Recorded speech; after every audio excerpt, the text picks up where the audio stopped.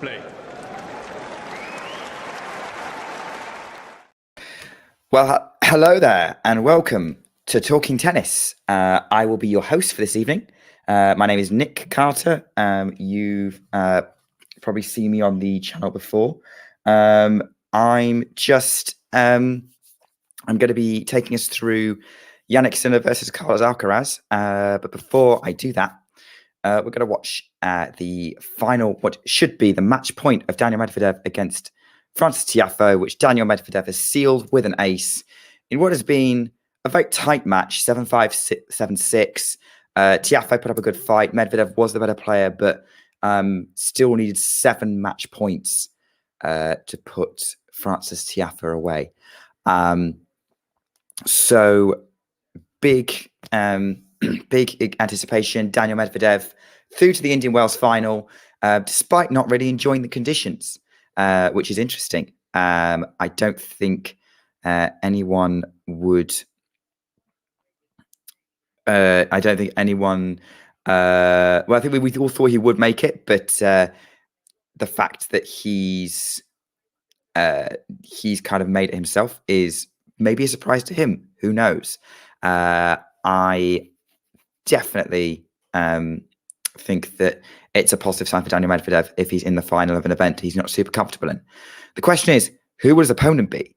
Would it be Carlos Alcaraz or Jannik Sinner, who are poised for an epic rematch in what has been a pretty good rivalry between those two, to be honest? It's been, if we think about the last time they played, which is obvious, US Open quarterfinal, went 5 sets, was probably the best match of the entire year, at least on the men's side, rivaling with Świątek versus Krejcikova in Ostrava. Was Ostrava in terms of the women's, but we have but even if you think before that, like Sinner had beaten Alcaraz in their previous 2 matches. One in, I believe it was Umag. It was in the final of a clay court event that Sinner won, and then they had a 4th round at Wimbledon that went 4 sets and ended up being a very good battle.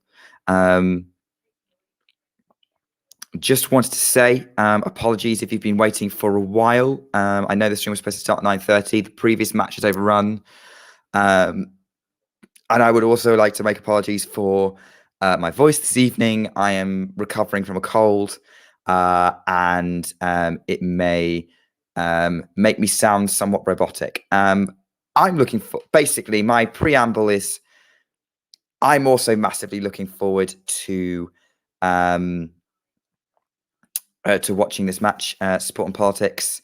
I also hope Ghosty can join us, because it's not going to be so much fun if I'm sat here trying to commentate on my own. But so, yeah, if you are watching, please let me know. Who do you think is winning?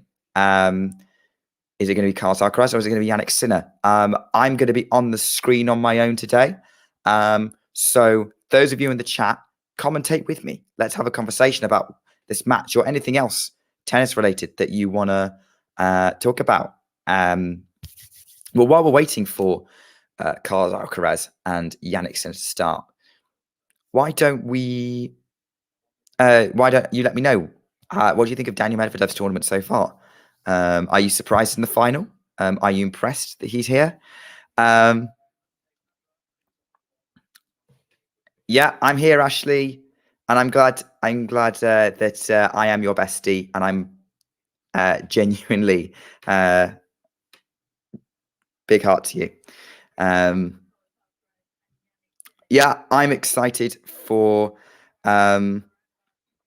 Rybakina versus Sabalenka as well. I'm going to be commentating on that tomorrow with Vanch. I think it's going to be a good one. I'm going to give I was going to give Sabalenka the edge, but I also kind of hope that Rybakina could kind of even that rivalry up a bit and avenge that Australian Open final, because that would make things a little bit interesting. WTA tennis right now, definitely in an interesting place if there's a big 3. Coco show. I mean, if you're talking about Ashley talking about Coco Goff, yes. I mean, any Ashley content is great. I'm also wanting to see a Coco show of her doing well. I backed her to do well in Indian Wells, and she did. She's got to the quarterfinals. I'm excited to see what else we get to see from her as she develops, and let's see what else we can do. Excuse me for a second.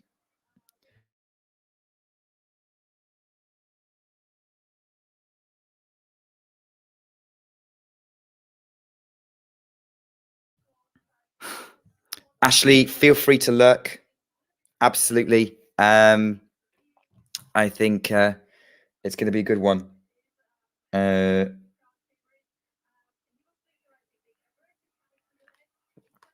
I just need to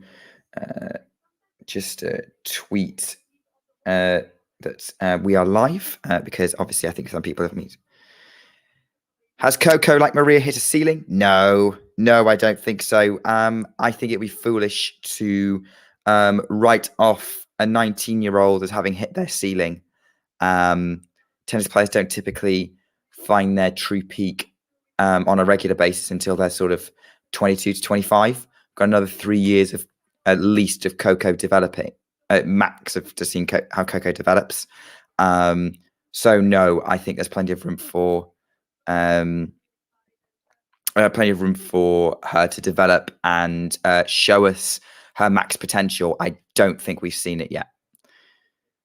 Hey, Ghosty! Wouldn't be the same without you. Carlsen 3, most obvious prediction? No, the most obvious prediction would be Carlsen straights. No,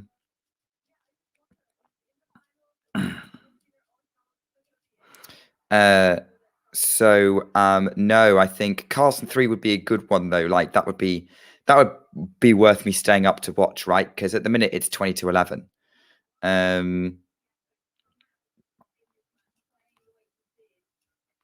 Bear with me. I'm just going to post on Twitter that we are live, so people can come and join us. Although it looks like we've got 6 of you here already. So as I've said earlier, for those who weren't here yet, I am on my own today. So I'm going to rely on you guys to be my co-commentators. Tell me what you think about what we're seeing in the match. Give me your predictions for this one, for Alcaraz versus Sinner. Give me your thoughts on Daniel Medvedev being in the final, and your thoughts on his tournament so far.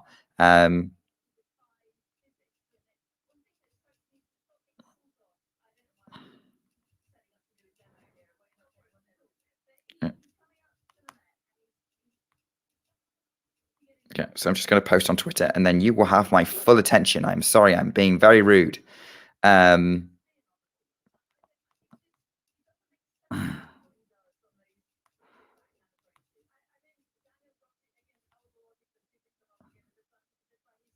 haven't checked my Twitter in ages. I've got a load of notifications.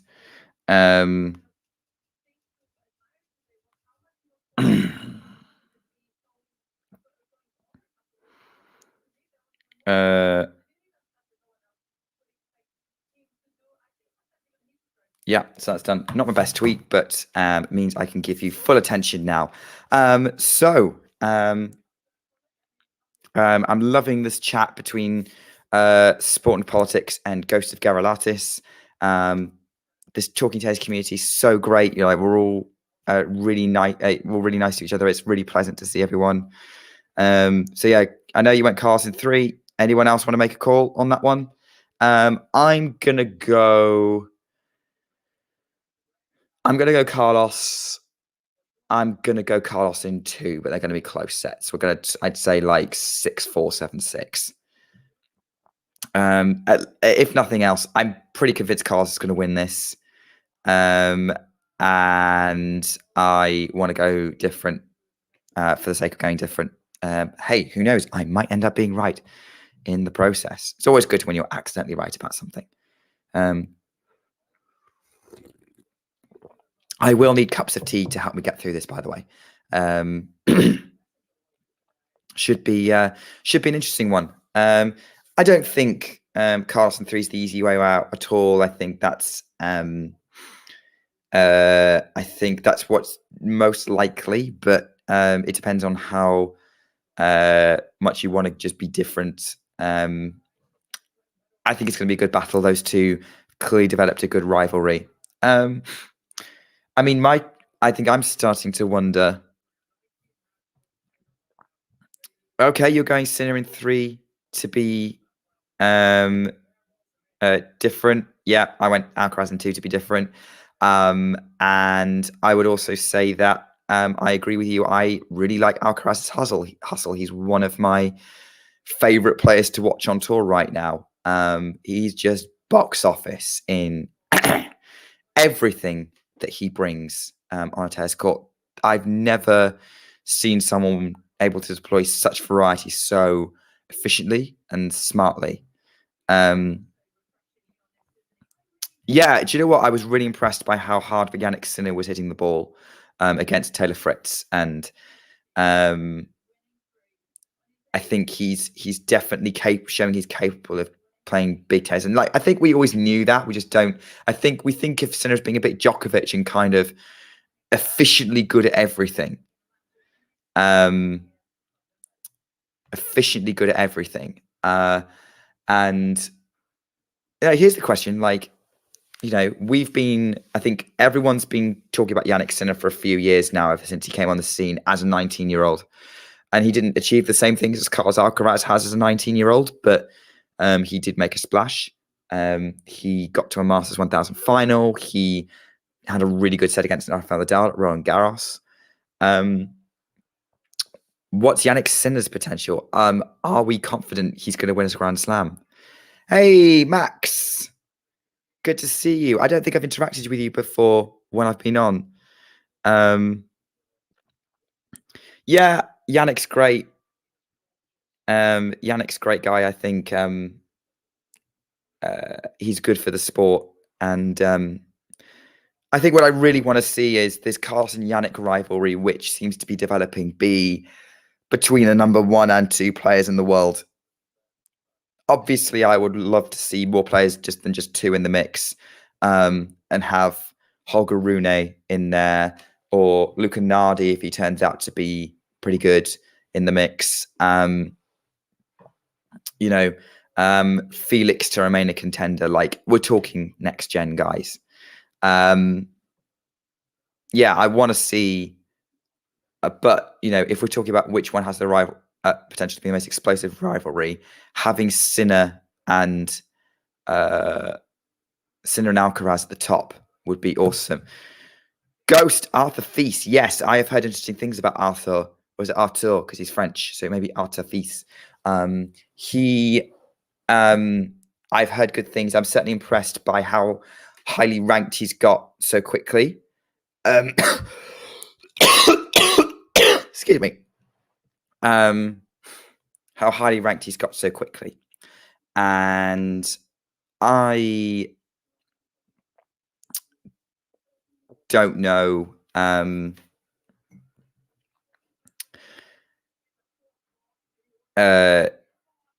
Yeah, I don't know how he plays. I've never watched him play. So the minute I get the opportunity to, I'm definitely going to watch and let you know what I think. But I've heard good things, interesting things, and it would be great for there to be a big French tennis star to draw in the crowds at Roland Garros, because it'd be nice for them to have a home favorite who has an actual chance of winning the thing. Versailles, not Versailles. Hey, look, as a Brit, I also have issues with pronouncing things. I think, but also being a Brit, I apologize for things a lot because it's what we do. I am very interested to see what this question from Sport and Politics is. So yeah, Arthur Fils, yeah, definitely interested to see where we go with this. Where we go with this one. with his career. I'm not sure if he's playing Miami or not. Probably not. I would imagine he's going to get a wild card to the French Open at some point. But let's see.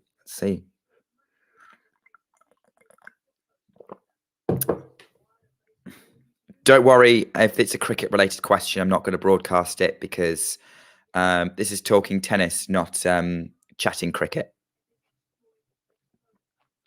Shelton Rooney, that would be interesting. I forgot about Shelton when I was talking about next generation. Like, he's definitely going to be in the mix. He's impressed me so much this last sort of 6 months or so, or since the US Open. Him and Rooney on a court playing their best would definitely entertain a lot of people. Actually, a Shelton Alcaraz rivalry would be pretty explosive as well. Rooney with pretty much anyone's going to be explosive because that just seems to be his attitude. But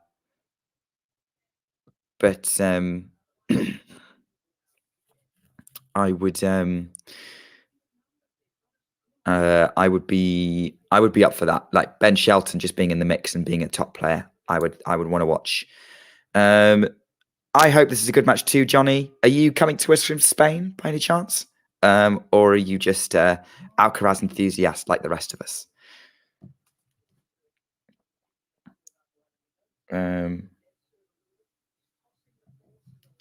So that's that'll be all good. I don't know what you're on about. If you're talking about tipping the channel, don't know. Not really my my area, I'm afraid. John's the numbers guy. He's still in Lebanon, by the way. But I hope he's having an amazing time. He'll be back soon, probably for Miami. But yeah, so far, quite a few people in the chat are backing Alcaraz to win. Even Ghost, who is going with Sinner just to be contrarian and because he despite the fact that he prefers Alcaraz and probably thinks he's going to win. Does anyone here genuinely think Sinner's going to win, or Sinner has a good chance of winning? Talk to me about what you think the deciding factors of this match is going to be, as we see on the screen the golf cart containing Sinner and Alcaraz, which is an odd Indian Wells tradition, it has to be said. But it's just so tennis.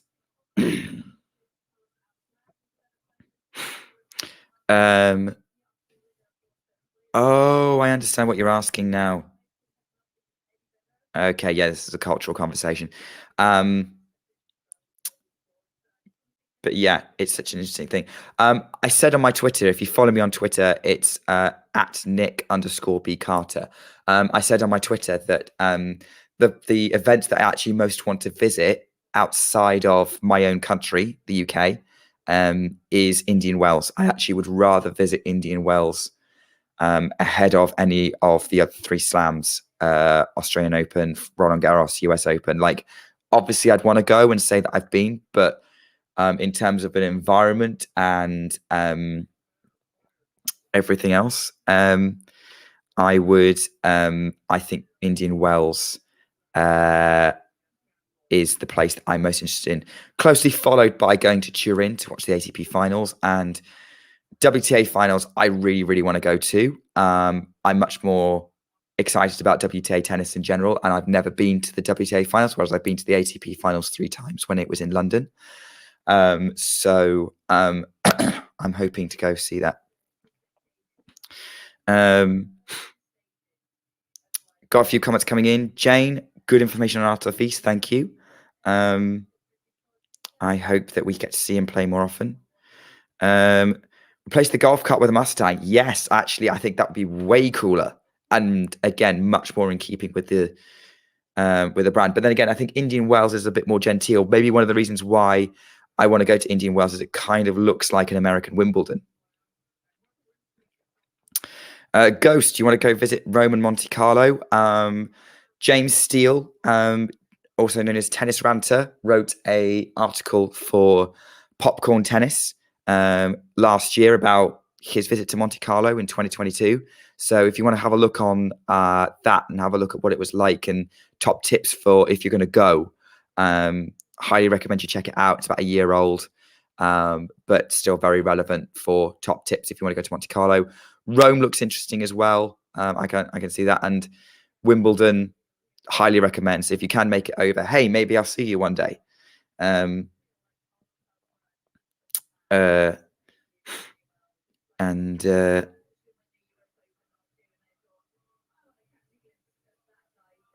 I think that would be. I think it'd be cool. But yeah, definitely recommend Wimbledon. Great place to visit. I'm also going to. Well, he's not. He's not really a journalist. Fun fact: he's actually, he's a popcorn writer. Obviously, all of us at Popcorn are amateurs. That's not our job. We're not professional journalists. But it's James Steele. Is the name you want to look up? Kasun, what country are you in? Because that I can't really answer your question. If you live in the UK, you can watch it on Amazon Prime. Or even if you have a VPN, if you turn to the UK, you could probably watch it on Amazon Prime if you have an Amazon account. But yeah, that's right, James Steele. Sri Lanka. Yeah, sorry, I don't know what tennis channels there are in Sri Lanka. But I'll try and commentate as best I can, describe it, and hopefully paint a picture of this match for you. Please bear with my croaky voice. James Steele, yes, I thought exactly the same thing, and I think he'd be I think he'd be up for that. If you follow the Popcorn Tennis podcast, or which I'm one of the hosts, I'm planning on getting him on the podcast to do our Indian Wells review and look ahead to Miami. So you can hear what he sounds like. He has been on Talking Tennis once before. Due to his job, he's fairly anonymous. But actually, that makes him sound like he's a spy. Can you imagine being an international spy and a tennis commentator? Yeah, I need to send this video to James because now I think he's going to love this. I saw a comment earlier from Max that I just wanted to highlight. Have I been to Eastbourne? No, I haven't. Eastbourne has always been a little bit far away from me. I actually live in Stoke-on-Trent, which, if you know the UK, is kind of in the Midlands, right slap bang in the middle of the country, actually in the middle of England. Yeah, no, answering Jake Cousin's question. I'm from the UK. That's where I'm based. I'm in Stoke-on-Trent. So actually, my closest tour level events are Nottingham and Birmingham, both WTA 250s. I have been to Birmingham last year. It was a complete washout. And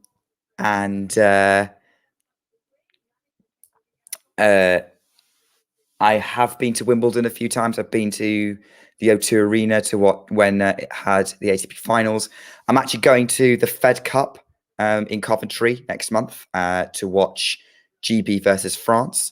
Was hoping to see Emma Raducanu, but she's not playing. But Caroline Garcia is, so I'm very excited to see her play in person. And yeah, but I do want to go to Eastbourne one day, to be honest. Like, I want to tick off and say I've been to every single UK tennis tournament. There's one in a place called Ilkley that's a challenger that I really want to go to. It's about a couple of hours away from me, right in the north of England. And I always, just because I find it odd that it's there, because if you know the UK, Ilkley's kind of in the middle of nowhere. So I find it funny that there's an international tennis tournament happening there. But yeah, I want to go to every single UK tournament. So I'm going to go to Birmingham this year because I got a refund, or I got credit towards a ticket for this year because of the washout that happened last year. Hoping to go to Nottingham one day. Hope to make it to Queen's Club. And maybe one day I'll go abroad to watch a tennis tournament, but that's not on the cards at the minute. Not unless I start, making a living doing this, which at the moment I don't. Alcaraz and Sinner are warming up, by the way. So we're going to get into this. Oh, thank you. I mean, traveling plans means traveling across the UK to go and watch tennis, because that's my life. I am going to go to Wimbledon again this year. I haven't been since before the pandemic.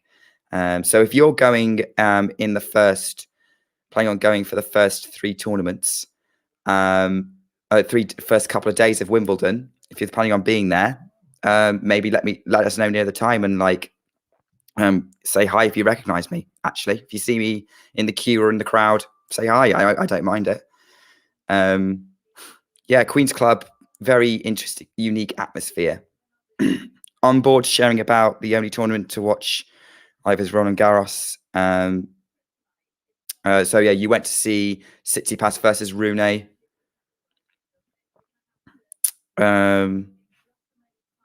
Yeah, that would have been a great match to be at. And I hear good things about Roland Garros. Oh, okay. So Max, are you based in the USA then? So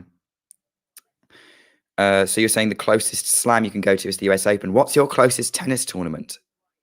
Like there's really good tour events in the USA you could probably pop to. I mean, if you were close enough to Fort Worth, going to the WTA finals would have been worth it. Johnny, hello from Ecuador. Yeah, I can see. I hope you enjoy this match. Kasun, finally, someone who thinks Sinner will win. Most of the chat's been talking up Alcaraz. Unsurprisingly, he's in great form. I think the only reason he lost to Norrie in Rio was his a flare of an injury. So, yeah, fully think that he's. I fully think that. Wimbledon price of tickets is crazy. I don't know what the price of Roland Garros tickets are. I actually think Wimbledon's pretty affordable, at least in the first week. Like if you want to get a grounds pass, it's 20 quid, which for like one of the biggest sporting events of the year in the UK, maybe more like 27 quid. That's phenomenally good value. So, big up big on grounds passes. If you want to get centre, yeah, but I don't know how much it costs.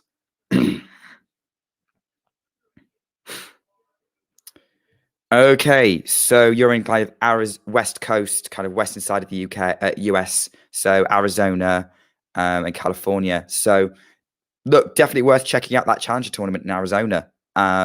If Damien was on, he'd recommend it. I think Challengers are a great grassroots opportunity to watch.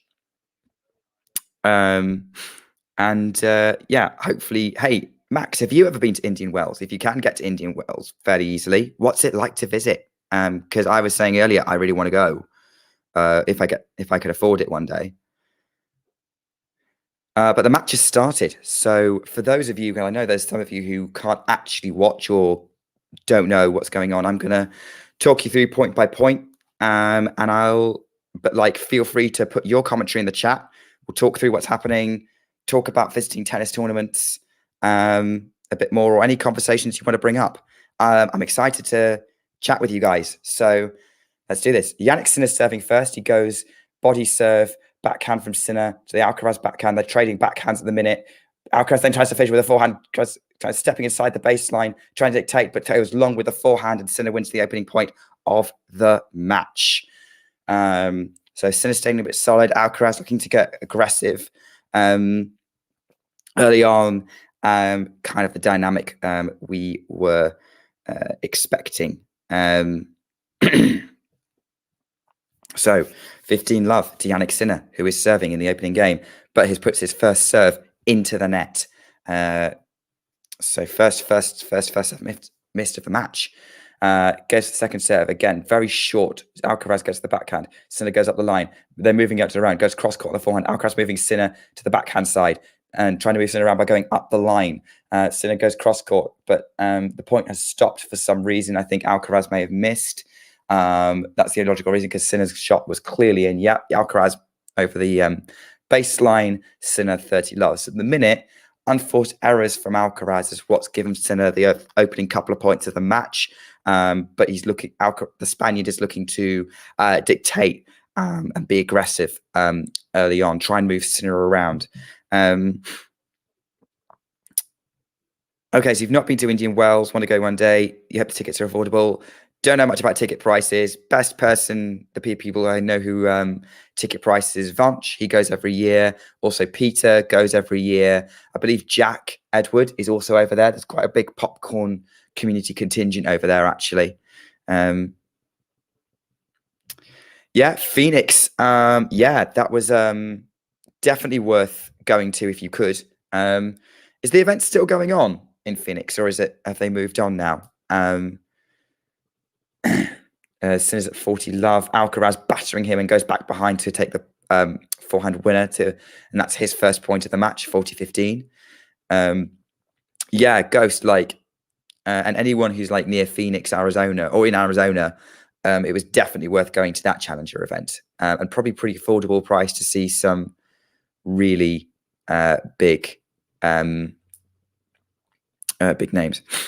Jack Edward, yes. So Jack is part of the community. He commentates on live streams. He's presented some shows for us. He also has his own podcast called On the Line. Jack is a bit of a stats nerd, so he kind of presents everything from a stats perspective and kind of gives you the kind of stats that you probably didn't know about. So worth checking out his podcast. It's on YouTube and Spotify. John's appeared on the podcast quite regularly as well. Vanch also goes on it. Yeah, Jack, fantastic commentator as well. And I always really enjoy commentating with him because I can ask him questions that I don't know that I don't understand.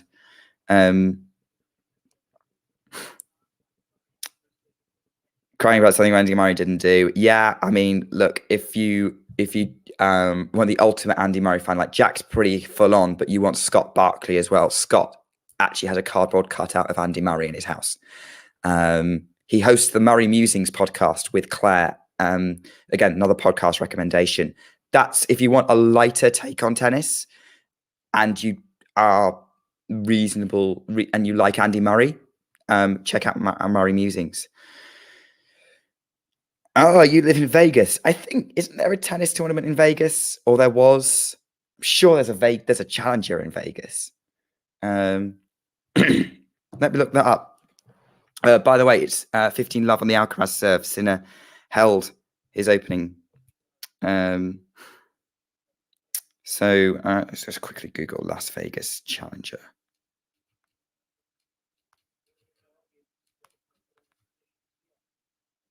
Oh, wait, that's not really what I want to Google. Maybe just Las Vegas tennis.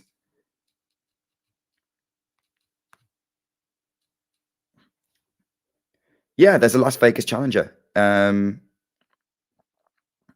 at least there's a website for it. There's a page for it on the ATP site. Yeah, okay, so it took place in October last year. Yeah, there's not much being talked about for 2023. But I would say, Max, if you wanna see live tennis on your doorstep, just keep an eye and see if there's a Las Vegas challenger happening. Which would be awesome. As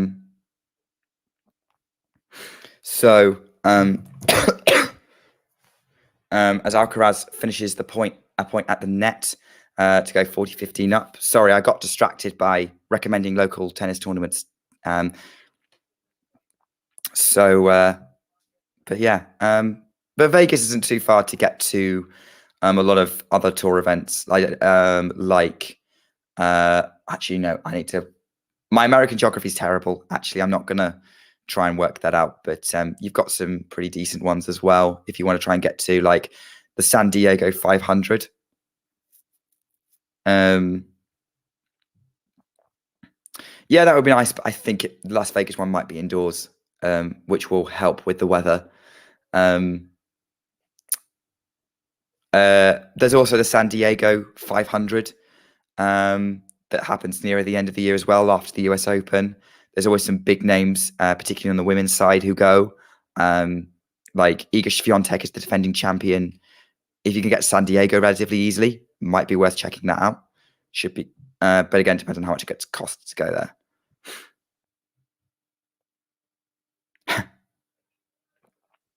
I don't know if I really want to challenge Andre Agassi to playing a set. Like, I feel like that wouldn't end well for most mortals. Yeah, I think it's indoors. Not 100% on that. Damien Koos is probably the better person to ask, but yeah, just Google Las Vegas Challenger. There's a website for it, and see what information you can find. Alcaraz holds his opening service game. It's now 1-1 in the opening set of the match. By the way, yeah,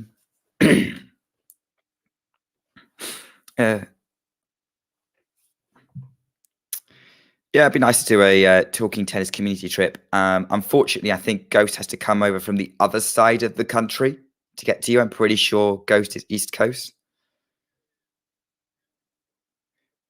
Are your ears burning, John? Oh, nice finish at the net from Jannik Sinner to take the opening point.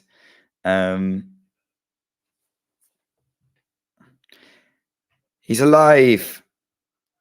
Contrary to yeah, I don't understand what the context for the Oscar Otte comment is. Are you not a fan of Oscar, John? I might have missed that stream. To be fair, I've had a really busy week. So I've barely been catching the tennis, to be honest. But it's nice to be able to spend a weekend watching tennis with you lot. 15 love Jannik Sinner, second serve. Alcaraz returns it with the backhand. Sinner goes up the line with his own backhand, tries to take control. Again, it's coming into the net. Gets the overhead. Alcaraz is getting everything back. He hit the overhead right at Alcaraz. Sinner tries to go back behind with a sort of slice forehand, but misses it completely. It's 15-all. Yes. The expectation of British driving is very different to American driving, probably because things are a lot closer together. Like Manchester to Brighton is I'm going to say 4-hour trip, maybe even 5. So to us, like to me, that just seems like you don't do that. That's not a day trip. As again, Sinner's looking to finish it and net come into the court, but Alcaraz is forcing him back with a very high lob. Now they're running from the baseline. Sinner attacking with his forehand. The Alcaraz forehand going cross court, changing direction. Alcaraz goes really sharp angle cross court with the backhand, and Sinner can't get a but it missed, and it's 30-15. So again, like these shots that Alcaraz is doing, like he's being aggressive, he's being assertive, but if he stops missing, he's going to be on. Sinner's going to have a real nightmare right now, but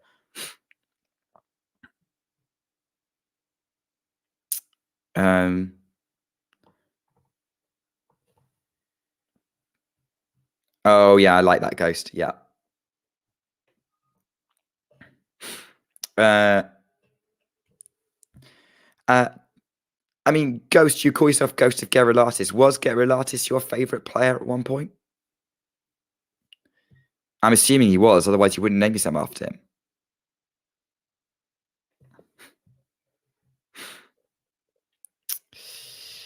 It's 30-all, by the way. So in at 1-all in this first set. So potential opportunity for an early break for Carlos Alcaraz, but we'll have to see how this next point goes to find out. I'm really sorry about the coughing, by the way, guys. I hope it's not putting you off. I genuinely thought I'd be healthier for this. Sinner takes the point, and it's 40-30. Hopefully, I'll be in fine voice tomorrow for the women's final. 10 minutes on the board in this match. Sinner serves up the middle. Alcaraz gets the ball over. Like Alcaraz is returning so well at the minute. Drop shot. Sinner coming in, but the drop shot ended up in the net from Alcaraz. Sinner holds 2-1. Going with serve. Change of ends. And we can take a breather. Well, I probably shouldn't take a breather for too long because otherwise it's going to be very boring to watch.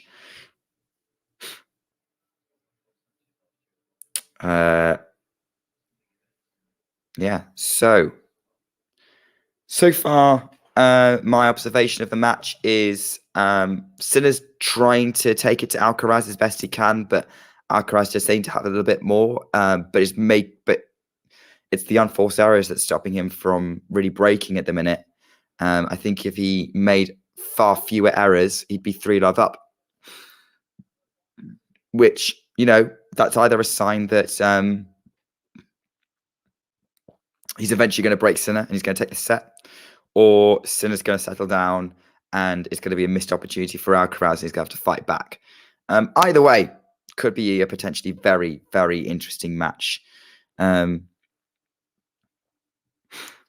Yeah, so excited to see how that works out.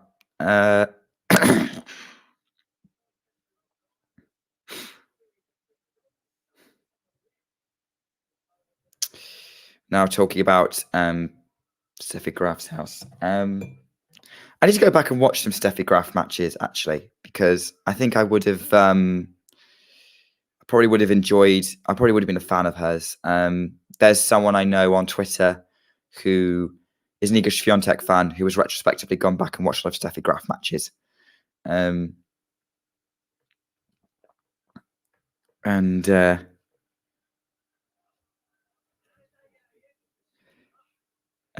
should be good. So, what am I doing? We're back on court, by the way.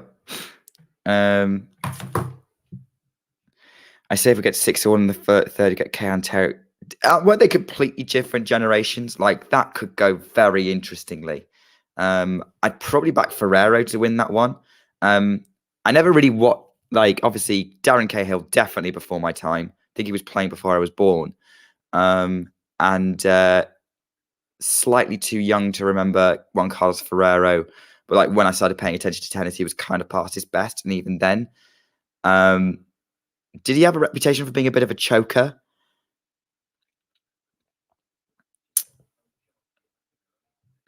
Yeah, she did. She did. There wasn't much overlap. It was I think the two matches they did play were apparently pretty good. I need to go back and watch.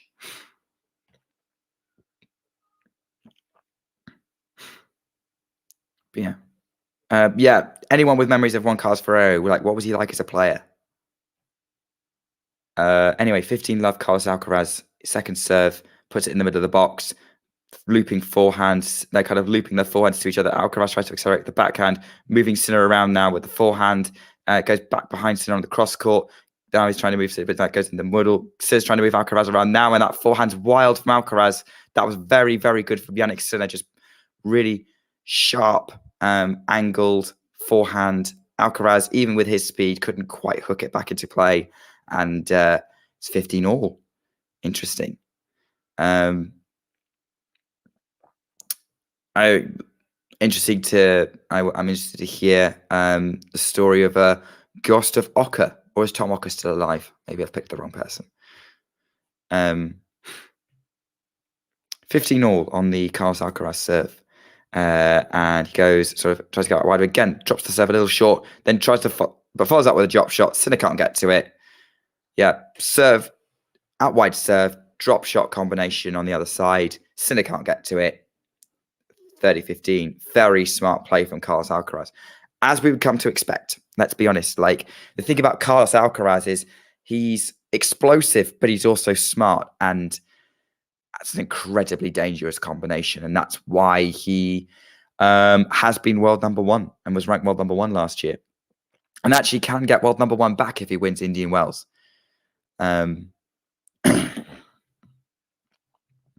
Yeah, never been to the Netherlands. I've got a friend of mine who's from there, who's moved to the UK.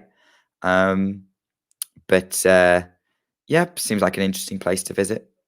Depending on why you want to go. 40-15, Carlos Alcaraz gets that last point pretty easily. No issues there. Serves up the middle, ace, job done, 2 games all. Still going with serve. Should be an interesting one. Excuse me, I'm going to sip my tea.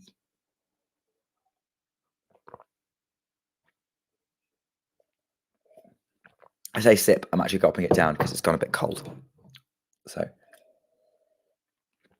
finish that off. Otherwise, it's going to be completely cold and that's just not going to taste nice, to be honest. It's just going to be like Herbie water. And if I want water, I'll just drink my water. Okay, so Sinner tries a drop shot of his own on the opening point of this match. Cut and mass rally at the net. Sinner finishes it. Alcaraz not even in the court, like as in him personally. Sinner was a winner off the backhand volley, as he put that sort of really sharp angled drop shot, pushing Alcaraz way out of court, and he could just finish it at the net. So 15-love, smart play from Jannik Sinner, moving Alcaraz around. Not even Alcaraz's incredible speed and change of direction couldn't get him there in time. Like, he didn't have a hope. Let first serve for Jannik.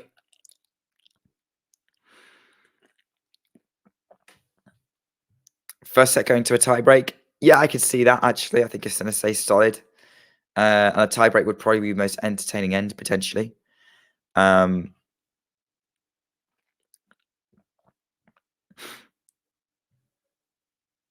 Interesting. So you don't have to necessarily be dead to get a ghost title.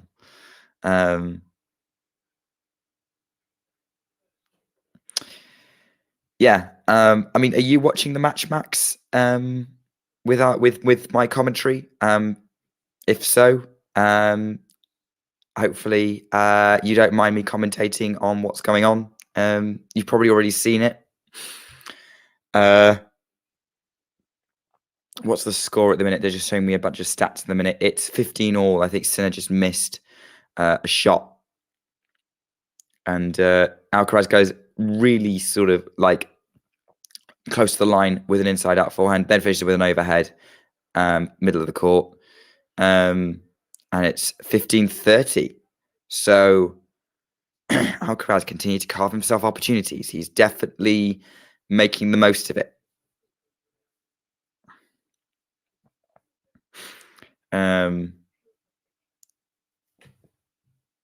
Yeah, agreed, Ghosty. It's not like we like to keep it light on this channel. So what's Jannik Sinner got what's Jannik Sinner got? Can he stop Alcaraz from breaking? Goes up the middle with a serve, and that's an ace. Good job. 30-all. Not out the woods yet, but isn't digging himself too deep a hole here.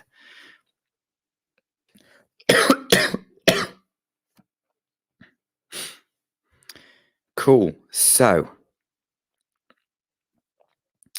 what have we got? What's going to happen? 30-all. 30-all. Right. Sinner's bouncing the ball. Goes to serve. Tries to get up the middle, but goes long. Hello, Peaches. And, well, say Talking Tennis family. As I said, TT, I thought you meant tennis Twitter, but you meant Talking Tennis. Oh, it's 30-40. Big point, big point. I'm going to focus on this, and then I'll come back to your comments. It was nice to see you in the chat, Peaches. Right. From peaches to pink, which is the color of Alcaraz's shirt. As again, Sinner tries to go T, misses. Big opportunity for Carlos Alcaraz to go break up here. Maybe Max's prediction is going to be wrong. Who knows? Sinner goes out wide with a really brave second serve that Alcaraz can't get back. Like, it was right on the edge. Yep. Oh, yeah, that would be... Oh, yeah, she was there earlier. I thought I recognized someone. Maybe some nerves from Sinner, but, like, that ace on a second serve was awesome. So, like, maybe not feeling a bit gutsy. That's the thing about Jannik Sinner. Like, his game style may not be your cup of tea, but he's definitely not. He's definitely pretty brave. Although he's just double faulted.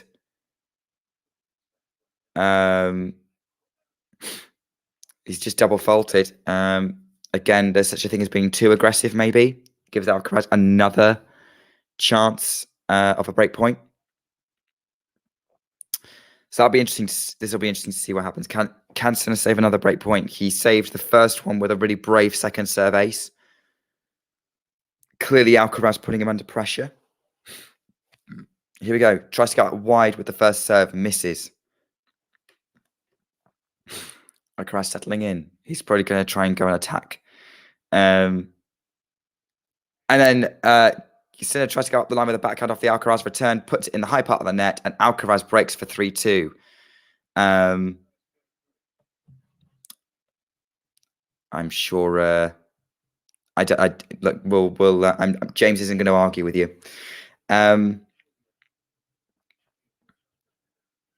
Yeah, not the best end to that game from Jannik Sinner.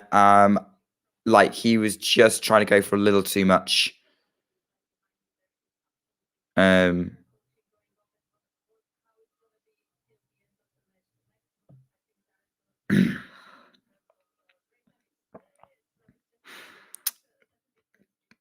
It's nice to see you all chatting away. Cop's not great. I've had it since like Tuesday. It's just not going away. So I'm not as sick as I sound. But it's just not getting better. So if it sticks around for another week or so, I might go to the doctor. But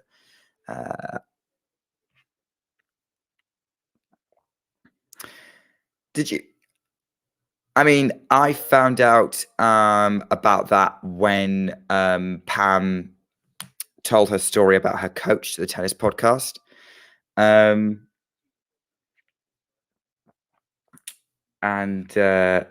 Yeah, I didn't know that either. It was a nice little statistic, a little quirk. So I've known that, but like that since that interview with the tennis podcast happened, which I think was middle of last year. But yeah, not that. Even then, it's not something like I've always known. Cheers, John. It wasn't a problem when I signed up to do the commentary, so don't feel bad.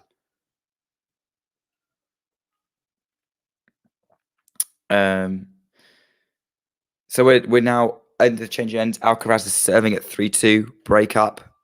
Max, do you think Sinner's going to break back? Are you still confident in your tiebreak prediction? We got into a good rally here. They're going backhand to backhand, cross court at the minute. Alcaraz changes up the line. Sinner then goes back to the Alcaraz backhand, just hitting everything to the Alcaraz backhand. But Alcaraz changed up to the forehand, just moves around it. Now trying to control the point. Loops that one. Sinner attacks with that forehand, though. And that was brutal. Brutal winner from Jannik Sinner. Just out of nowhere, just lines up. Boom. Inside out. On the line. Love 15. Yeah, just definitely willing to go toe-to-toe with Alcaraz. This is why this rivalry is everything tennis needs for the future. So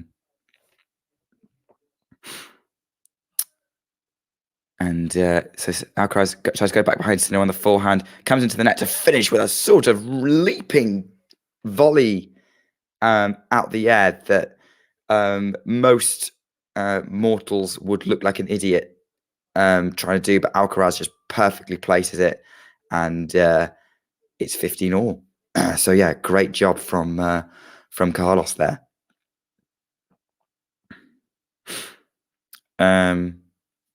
So yeah, 15-all. Alcaraz serves, goes out wide. Sinner can't do much with that. I don't know if that was an ace, but it was definitely unreturnable. Very difficult for Sinner to get a racket on that, and it's 30-15 from Alcaraz. Excellent sort of out wide spot serve. Currently, Alcaraz is on 78% first serve. Sinner's on 57%. So that's probably making a difference, as it usually does in men's tennis. Consistently getting your first serve in is going to give you more of the advantage. If you're having a good serving day, it can be very difficult to beat, unless you're playing someone like Novak Djokovic or Daniel Medvedev. Unreturnable serve again. Maybe Sinner could have got a bit more better backhand on that into play. Hooked it wide a little bit, but 40-15, Carlos Alcaraz to consolidate and one more point away from consolidating the break.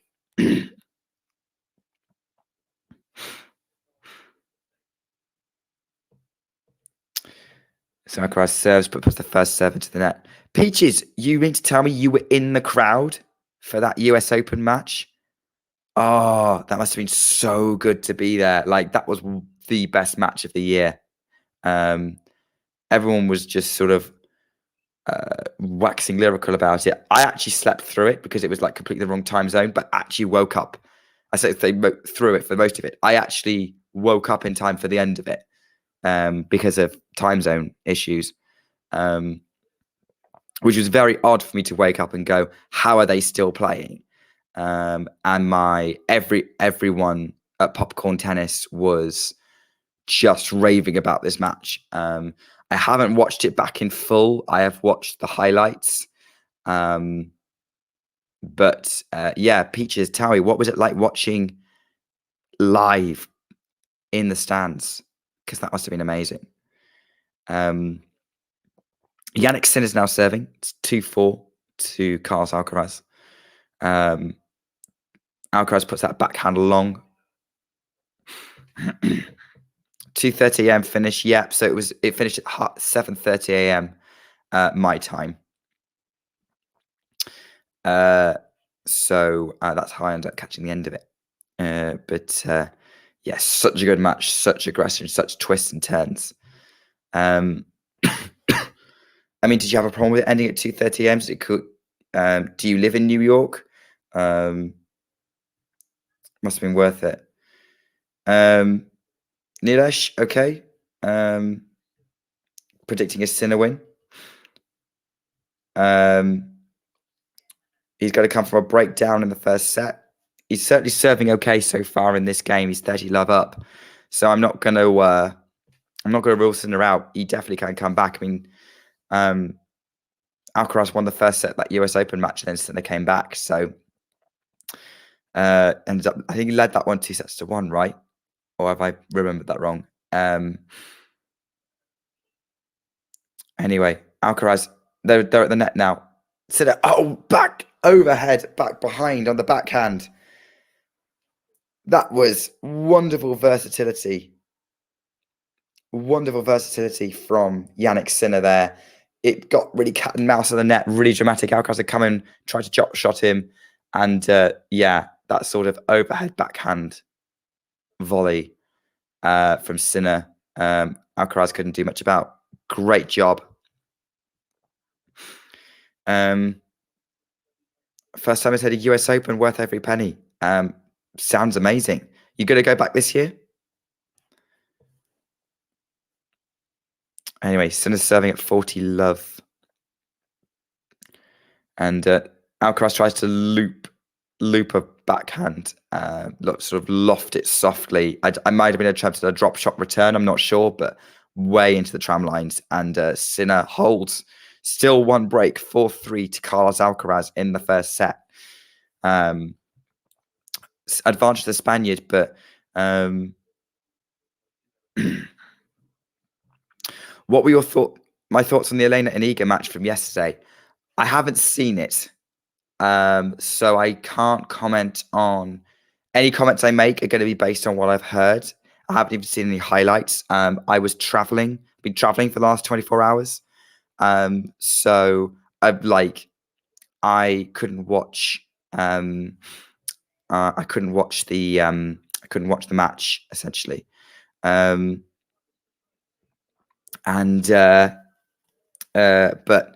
from what I can gather, I think Iga was hampered by an injury, and it was a genuine injury. I do think Elena played really well. You have to play really well against Iga, even if she's having an off day.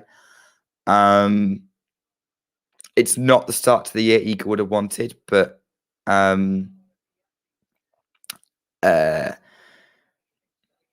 yeah, I definitely think she's got competition this year. I think she'll be fine. Like when the clay starts, she's going to be a real factor again. But I wasn't expecting her to be dominant like last year. Like if you look at historically, people who've been as dominant or as successful in a season very rarely follow it up with an equally great season, unless you're someone like Serena Williams. Good observation on the match, by the way, Ghost. Oh, that'd be lovely, Peaches. Yeah, go and see, you and Jane go. That's nice to know that like we're bringing people together. Let us know what matches you go see. Is Iga's injury severe? It's a rib problem. There was someone got a clip of her having some kind of spasm when she beat Castella. So we'll have to see. It's definitely causing her some discomfort. It might restrict her in Miami. I'm hoping Iga could play as well. You may not have seen me commentate before, Max. Iga's my favorite player. So I definitely hope she can do it.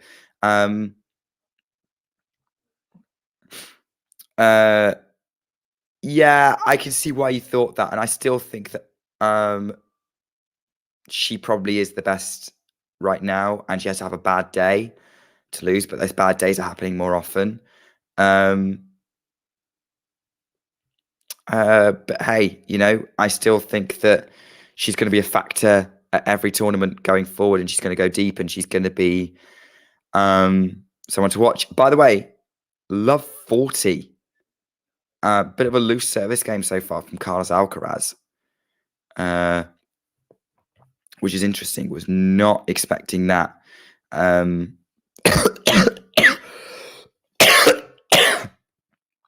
and clear that. Alcaraz serves, but goes into the net. Second serve opportunity for Sinner to look at and get back on serve. Max, you might be right here. You might be closer than suggested. Alcaraz goes body serve. Sinner gets the backhand back into play. Alcaraz slice on the backhand. Forehand inside out. Sinner to the Alcaraz backhand. Sinner then changes direction on the forehand. But Alcaraz's shot was long, and it's a break for Jannik Sinner. We're back for 4-all. 4-all in the first set. Very interesting. Very, very interesting development. That was a little bit loose from Alcaraz, I'm going to say, but fair play for Sinner making the most of it and getting aggressive. Krejcikova, for me, Ghost, is someone who is consistently good, just consistently strong across the board. And you have to have a good day to beat her. She sets the standard the rest of the tour needs to meet. So if you're not there, then against her, then she's going to win. So I think she could be Krejcikova could be a rival for Iga on the clay. That would be an interesting Roland Garros potentially. Agree. Sinner logo is brilliant, and clearly personal to him as well. Yeah, Max, you should definitely make the most of the fact that you were right. I definitely think you need to post more of your tips and thoughts in the chat. Backhand to the backhand of Alcaraz. They're trading backhand to make. Alcaraz tries to slice. Sinner counter slices. Then Alcaraz tries to take control with the forehand. Sinner keeps going with the backhand. Alcaraz changes direction. Sinner takes it cross court. Now they're going up the middle of the court. Sinner then goes on the attack with the forehand, and Alcaraz nets. And it's 40-love Jannik Sinner, who has now won the last. How many points?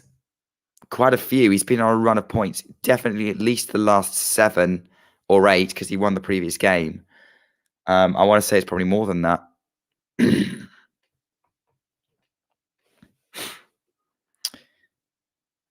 Yeah, no pressure, Max. No pressure. Just say what you think. Do you are you on Twitter, Max? As Alcaraz tries to finish at the net, trying to control, finishes it with an overhead, 40-15, ends the run of points against him. Good point from Alcaraz, just giving himself a little bit more confidence. Do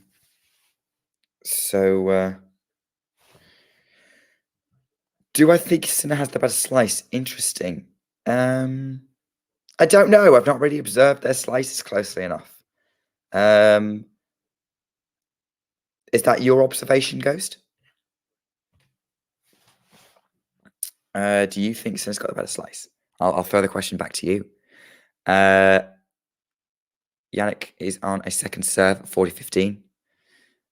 Serves up the middle. Alcaraz loops the backhand plate, but Sinner misses a hooked forehand cross court.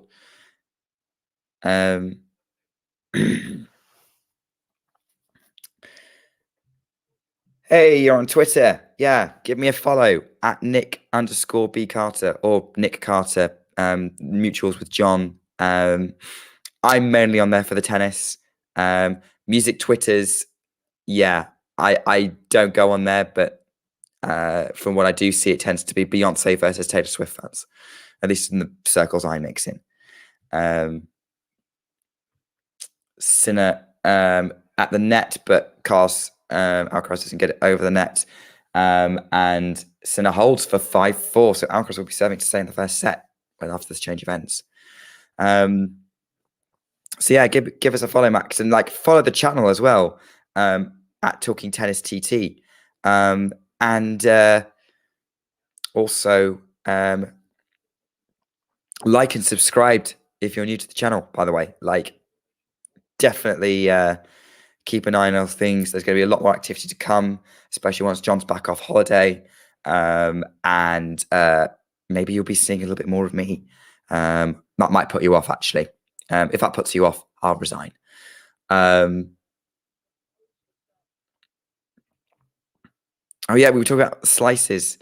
Yeah, no, I know what you mean. A lot of Alcaraz's slice is a bit more loopy. He's great on the drop shot, but yeah, Sinner's slice is a little bit more effective. I can see your point thinking about it.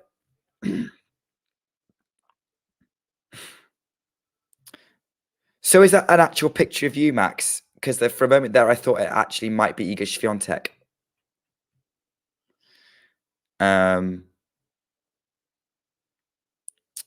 Have you been to Roland Garros? No, never been.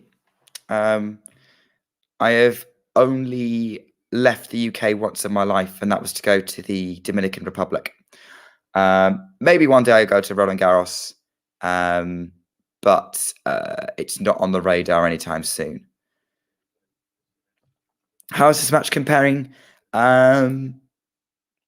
It's not quite there yet. It's pretty good, pretty competitive, but it's they're not really going for each other as they were in New York in the same kind of way. There's some intriguing rallies in there. I'd say it's still a good match, but if you hold everything in comparison to that US Open match, you're going to get let down. Just enjoy what's in front of you, and this match is very much enjoyable. Good opening point from Alcaraz, 15-love, trying to serve to make sure he doesn't lose this first set. Body serve from Alcaraz and goes inside out the forehand, puts it in the net.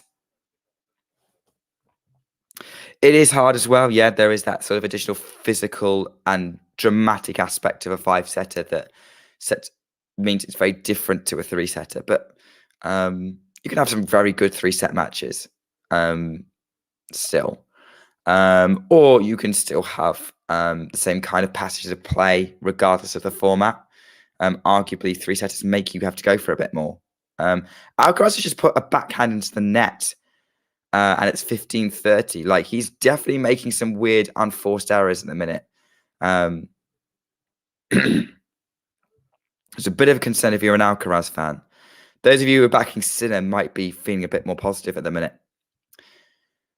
So let's see what he can do. Sinner's bouncing around. He's getting ready. He's blowing on his fingers. Getting ready to receive. Alcaraz serves, kind of body serve. Sinner loops the return, but it's out. 30 all. It was a holiday I won through work. Long story, not really worth going into, but yeah, it was a holiday that I won through work. It's like an incentive program that they have, performance related. So yeah, I got to go. I believe the Dominican Republic has a challenger event, which is which I think is notable for having, like, they had a chair on fire on the court. You might think, oh, it's the umpire's chair, but it was the opposite side. So really odd. Like, I think I was describing it one time. I was on like Talking Tennis last year. Really odd moment of like, how did that happen? And everyone's just standing around looking at this burning thing as well, and just like going, well, the court's on fire. Don't know what to do. Yeah, very odd situation over there. 40-30. Unreturnable serve from Alcaraz. It's 5 games all. Crunch time in this opening set. It is currently 23-43 UK time, which makes it 18-43 in the... no, is it 18-43? No, I think I've done my maths wrong there. I think it's because you're 7 hours behind. I think it's 16:43 Indian Wells time. So still pretty warm as Sinner backhand, then finishes it with an overhead right up at the net. 15 love. Yeah, a chair or something was on fire in the middle of the court. There was still no explanation for it, to be honest. It's one of those things that's like, it's a weird thing that happened. There's no explanation for it that was publicly announced. Max, I've seen you ask a good question in the chat. I'll bring it up at the change of ends.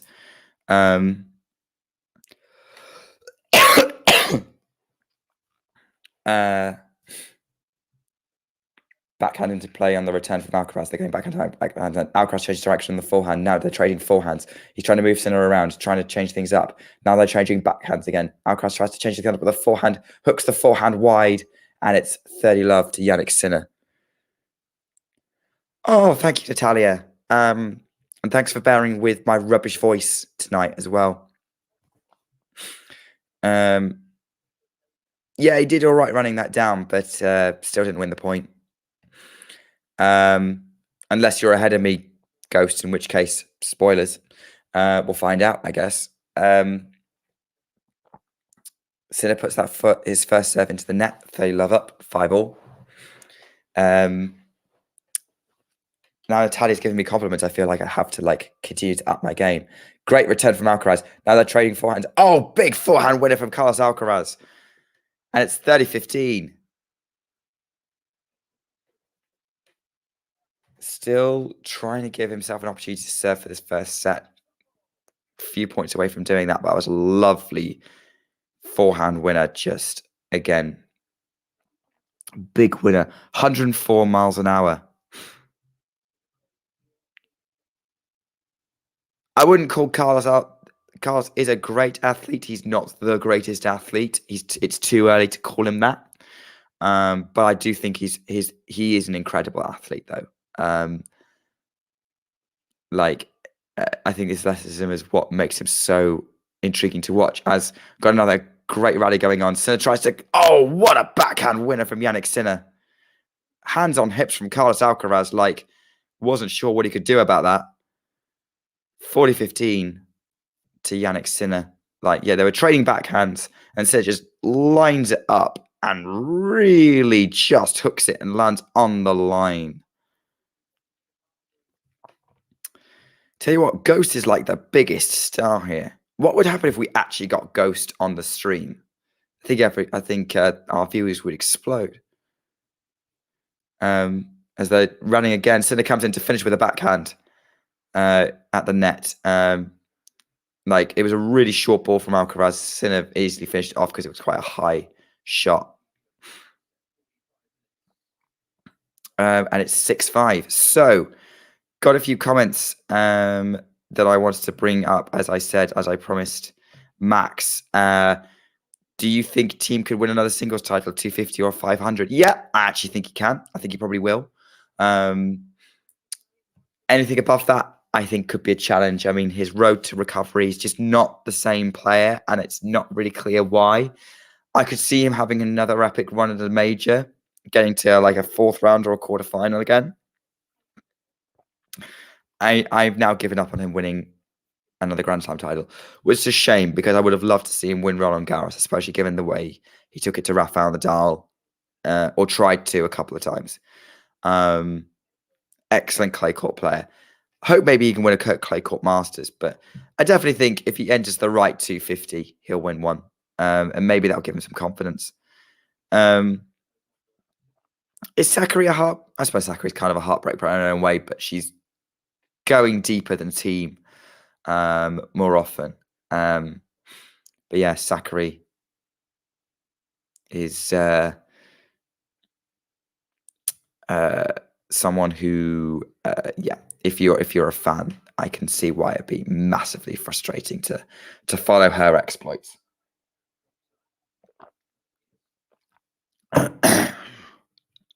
It's talking tennis karaoke over here. As Max provides us with the soundtrack to take us into the 5-6 game. So, Carlos Alcaraz is serving. We will either finish the set now, or it's going to be a tiebreak, and it's looking likely to. Well, let's see. Carlos Alcaraz went for a drop shot, limply ended up in the net.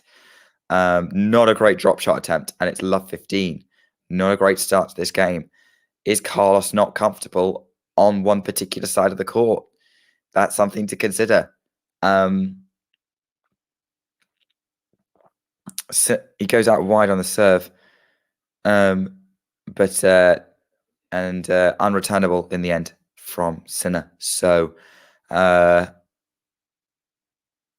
yeah, 15 all. So Alcaraz just takes the pressure off a little bit by winning that point. Let's see what happens now. Sinner's already ready to receive this point. What's going to happen? Carlos Alcaraz goes out wide. Sinner gets it back into. We'll try to get it back into court, but doesn't quite make it. That angle was really deceptive. I wouldn't worry about Sinner shaking his hand ghost. I think that's. I think all tennis players do that. But yeah, 30-15 to Carlos Alcaraz in this game. 2 points away from a tiebreak, potentially. Tries to go out wide, goes long. So it's a second serve for Sinner to look at. This could be interesting. Bouncing up and down. He's definitely ready for this. And sort of short serve from Alcaraz, who then slices it. Inside out forehand from Sinner going to the Alcaraz backhand. They're trading backhands at the minute. And then Alcaraz puts his backhand into the middle of the net, and it's 30 all. It is 30 all. Right. Interesting times. But so interesting that clearly my health cannot handle this. My health cannot handle this.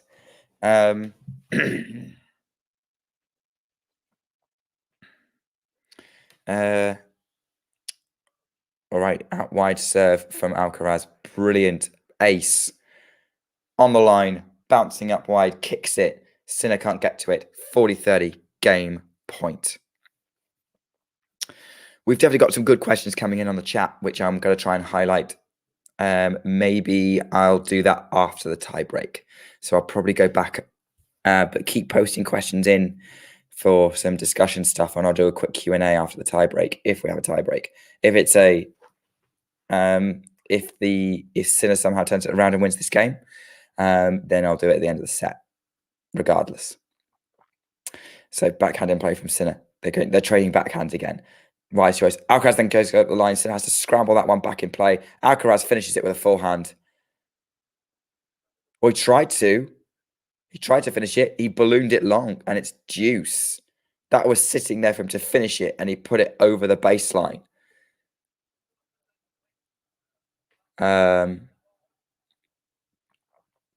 Interesting stat that's just shown about forehand quality. Not sure how they calculate that, but apparently Sinner has a 9.1 forehand quality this match compared to a 6.4 for Alcaraz.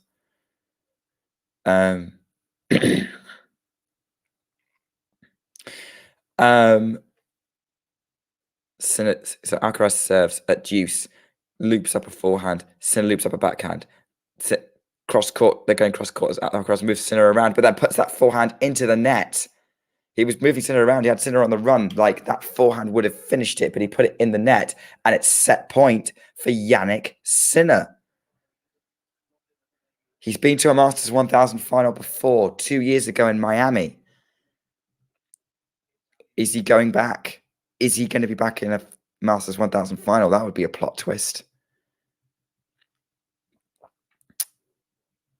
Long way to go before that, though. Sinner gets that point back in. Counter drop shots by Alcaraz, who then finishes it at the net with a forehand volley. Sinner kind of did a drop shot return.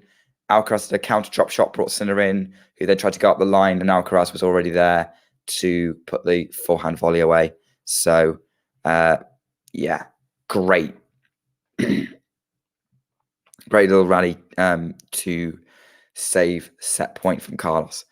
Goes out wide with the serve, then goes back behind Sinner. Sinner still manages to get that back into play, putting pressure on Carlos, who goes inside out on the forehand. Sinner's still getting it back, again inside out from Carlos. Tries to change direction for Sinner. Sinner's scrambling it. Now it's a drop shot from Carlos Alcaraz. Sinner's too far out of court to even try for that. Alcaraz grits his teeth, grips his fist. He's got game point. He's dialed in now. That was a I am the man moment.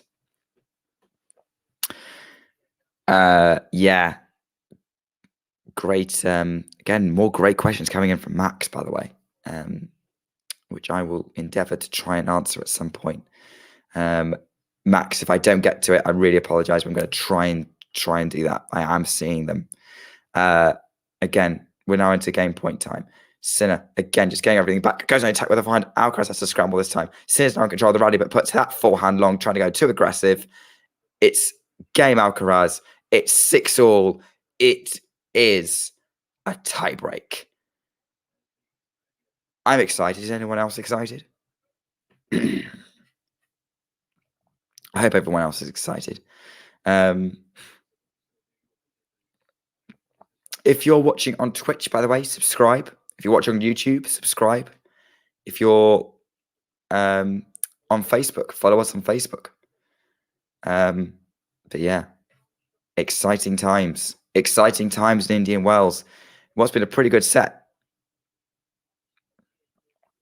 A lot of Jack Draper chat. Maybe we'll talk about him in a minute. Excellent. That's what I like to hear, Ghost. All right. Oh, excellent serve from Jannik Sinner. And really tricky return from Carlos. Puts way out of court, but I think that was just a really short, smart, angled serve from Sinner. Very difficult to kind of run up to. So 1-0 for Sinner, the start of the tiebreak. Alcaraz to serve. Alcaraz serving next. Definitely got some good discussion questions for between sets now. So I'll probably just sort of answer what I think about them in the break. So body serve from Alcaraz, who then goes back behind Sinner on the backhand, trying to hit his forehand. No, changes direction. Sinner tries to then change direction himself, but hooks his forehand wide, and it's 1-all.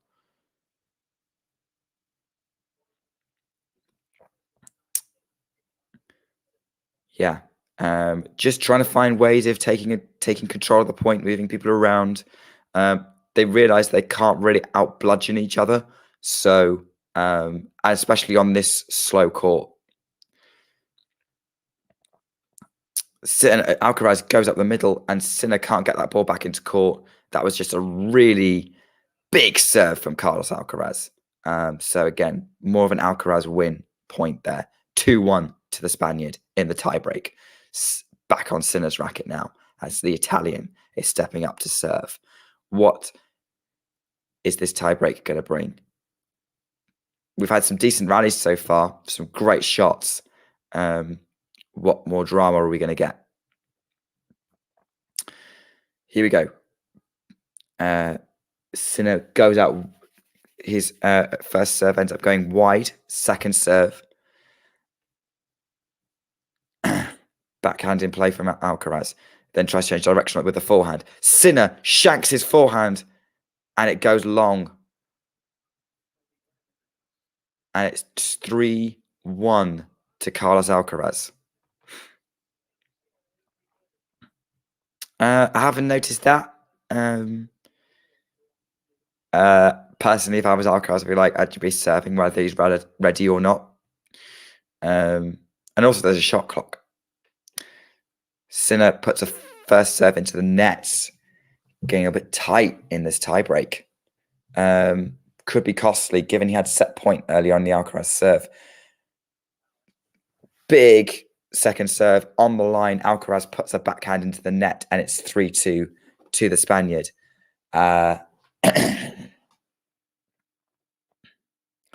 Definitely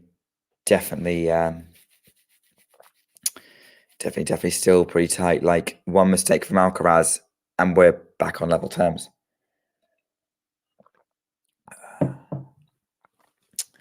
Gets ready to serve. Goes out wide. Second serve.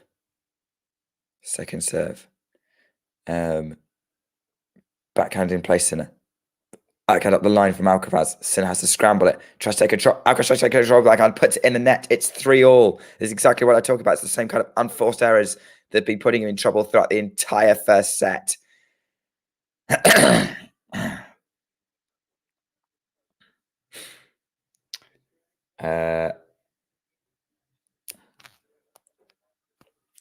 Yeah, we're in an interesting time. 3-3. 3-3 in this tiebreak. Alcaraz had that chance, puts it in the net. He's not really been that clinical today. Sinner's been more clinical, but he's also had a little bit less to work with. And I think that's what's even this set out and this match out so far. So they've switched sides. What's Carlos Alcaraz got? Tries to go out wide, but goes long. So it's the second serve again. Alcaraz wearing a pink Nike shirt, serving to Sinner in the burgundy Nike shirt and the green shorts. Alcaraz going up the line to the Sinner backhand. They're trading backhands cross court now. Sinner sliding out wide. Now trying to the forehand as Alcaraz tries to take direction. Sinner takes control with the forehand, comes in. Alcaraz, so that comes off the net. Oh, what a shot. Oh, that was very fortunate for Alcaraz. It gets the point 4-3. For those who didn't see that, like, basically what happened was Sinner kind of came in. The shot from Alcaraz came off the top of the net, forcing Sinner to kind of lift up. Couldn't do a lot with it, which meant that Alcaraz then went for a passing shot backhand winner, which was still a pretty good winner. But that let cord definitely gave Alcaraz a get out of jail free card, because otherwise Sinner was right there to put it away and take the mini break advantage. Sinner just has to take this as bad luck and move on. As he serves, Alcaraz hooks the forehand into the tram lines. It's 4-4.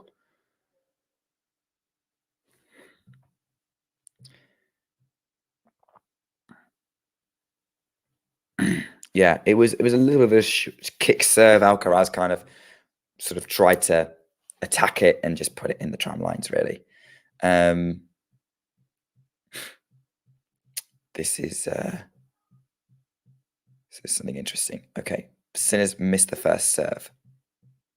Could be interesting here. Alcaraz goes on the attack, goes up the line. They're trading backhands again. That seems to be the default. And then Sinner puts his backhand to the net, and that's the first time in a while that his backhand's broken down.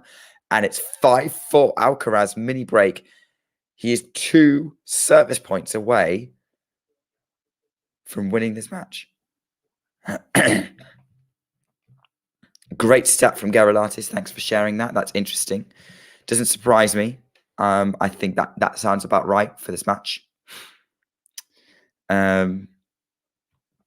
Alcaraz is definitely missing on like less pressured points. But then again, that's what makes Alcaraz box office. He's so good in clutch situations.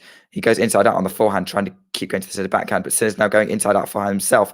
Now Sinner's trying to come in, but like Alcaraz goes too deep. And then Sinner tries to attack with the forehand. It goes long. 6-4 Alcaraz, 2 set points, having saved one on his serve at 6-5.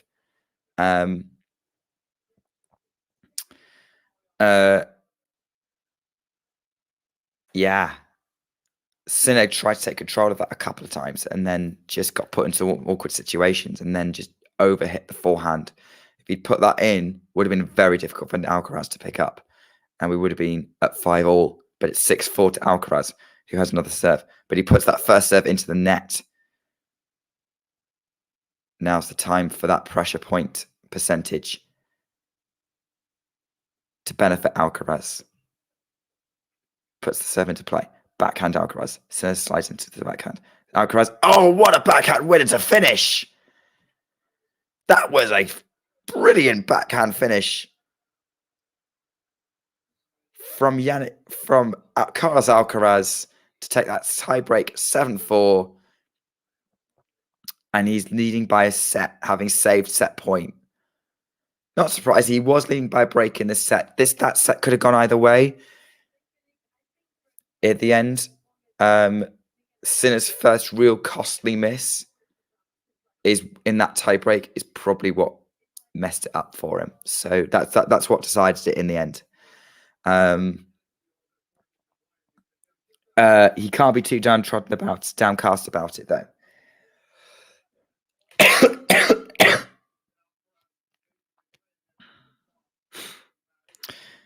Yeah, Carlos Jannik match determines who is hungry to win this title.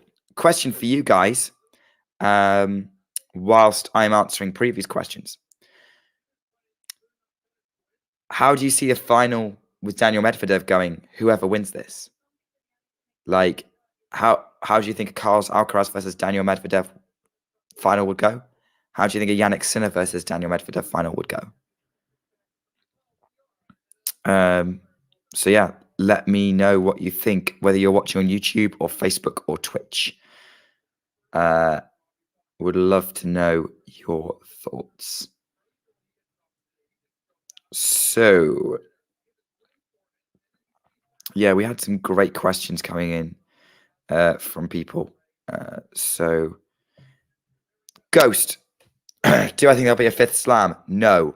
I think if you add a fifth slam, it skews all the stats. I think the slams for a reason. This sort of global prestige of winning an event in a different country. And I don't think tennis needs a fifth slam, to be honest.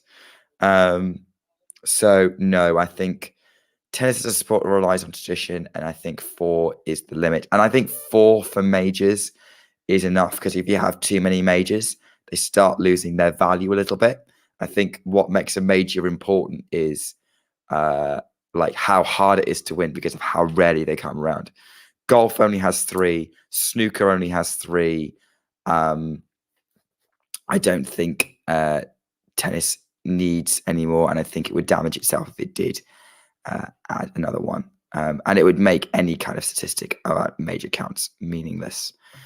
If Jannik Sinner wins a Grand Slam, which one do I think he could win first? Tricky one. I think he could win pretty much anywhere. If I was going to pick one, I would probably say US Open. I could also see him winning RG, but RG is going to be very competitive once Rafa goes, because that's where a lot of people are going to peak. But judging by his performance at the last US Open, I think he'll win the US Open. I could even see him winning the US Open this year, to be honest. I think if you ask me to pick the winner of the US Open right now, Jannik Sinner. That's my pick. Although in reality, most likely it's going to be Alcaraz, Djokovic, or Medvedev. What do I think about Jack Draper? Very talented, very fun to watch. Obviously, he's a Brit, so I'm going to want him to do well a little bit, just by that natural connection. Great winner from Carlos Alcaraz to go 40-love up in this opening game of the second set, by the way. That change of sets happened really quick. Yeah, I think the only thing with Jack is I think he's great. But I've yet to see him have an epic match with a really top player. And his fitness concerns me because he keeps getting injured. And I think that's going to hold him back, to be honest. But I also think he lacks a little bit of something. I don't know what. I don't think he has a fully complete game yet. He could be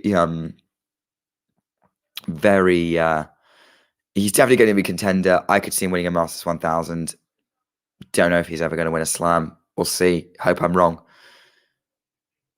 Yeah, I think there's bits missing to his game. I couldn't tell you what. That's more of a Jack Edward question, I think, or a Vance question, or even Owen, if we can get him back on. I think Rune's better.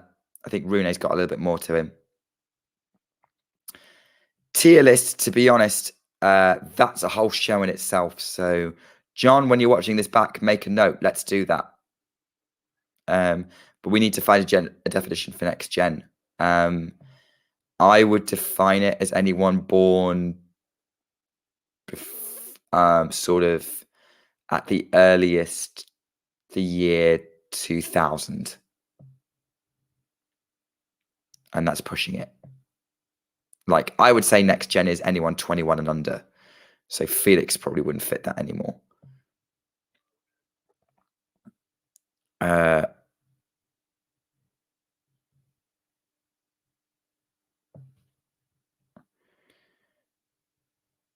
Sinner's not looking too bad. He's taking it to Alcaraz. He's pushing him, and Alcaraz is making a lot of errors under pressure. Although Sinner's just put a backhand into the net, and Alcaraz holds to 30 after being 40 love up. But yeah, they're having a good battle, as they always do. These two always do. I asked the chat. Yeah, so I asked the chat about what about Carlos and Jannik versus Medvedev in the final. Ghost thinks that Medvedev's got a chance. I agree, he does have a chance.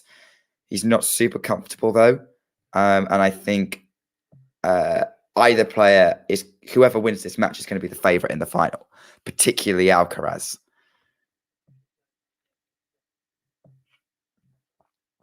There's a faster Indian Wells court. Is it fast? Is this court faster than last year?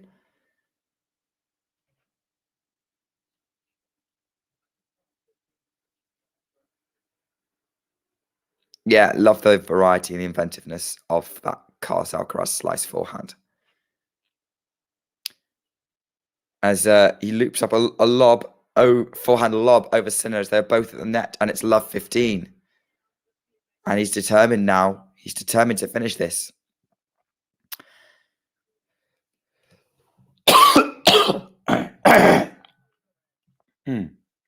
Okay.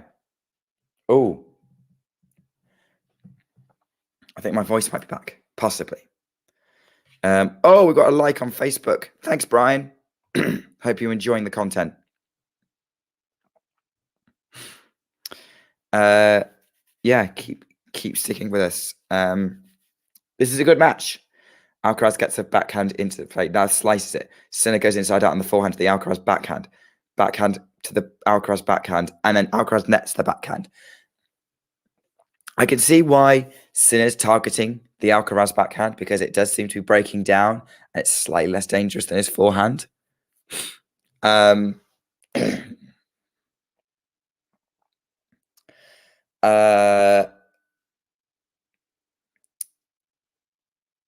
Yeah, so yeah, I can see why he's doing that at the minute. And likewise, I think they're both just trying to keep it away from the other's forehand because when they're winding up into their forehands, they're doing a lot of damage, both of them. Oh, double fault from Jannik Sinner, and it's at 15:30. Not what Jannik needed right now. Oh, I see. If it's quicker. I think that's more of a question of if it's a fast hard court who wins. And look, we know from the US Open it'd be very evenly matched. So I definitely think the faster the court, the better it is for Sinner. Or more in it that Sinner is. Or maybe not, because I think Carlos also prefers it to be fast. Yeah, I couldn't tell you. I don't think it makes much difference. I think it's just going to come down to they both like very similar conditions. To be honest, it's probably why their matches are so competitive. Is unreturnable serve from Jannik Sinner takes it to 40-30. So missed the last couple of points.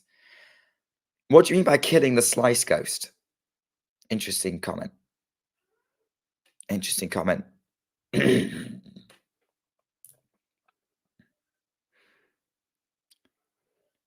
going backhand to backhand, trying to keep going back behind. Sinner tries to change my direction with his backhand. Alcaraz goes up the line, and then Sinner just shanks the backhand that's like nowhere near the tram line's level of out. So it's deuce. Not what Sinner needs in this opening service game. No, I don't think so. Like he didn't need to win the first set in that US Open match. He almost came back to win it. He almost won it from a set down. So no, I don't think so. I think it's affecting his mindset right now, but if he can get through it, I think it'll stabilize. But maybe, who knows?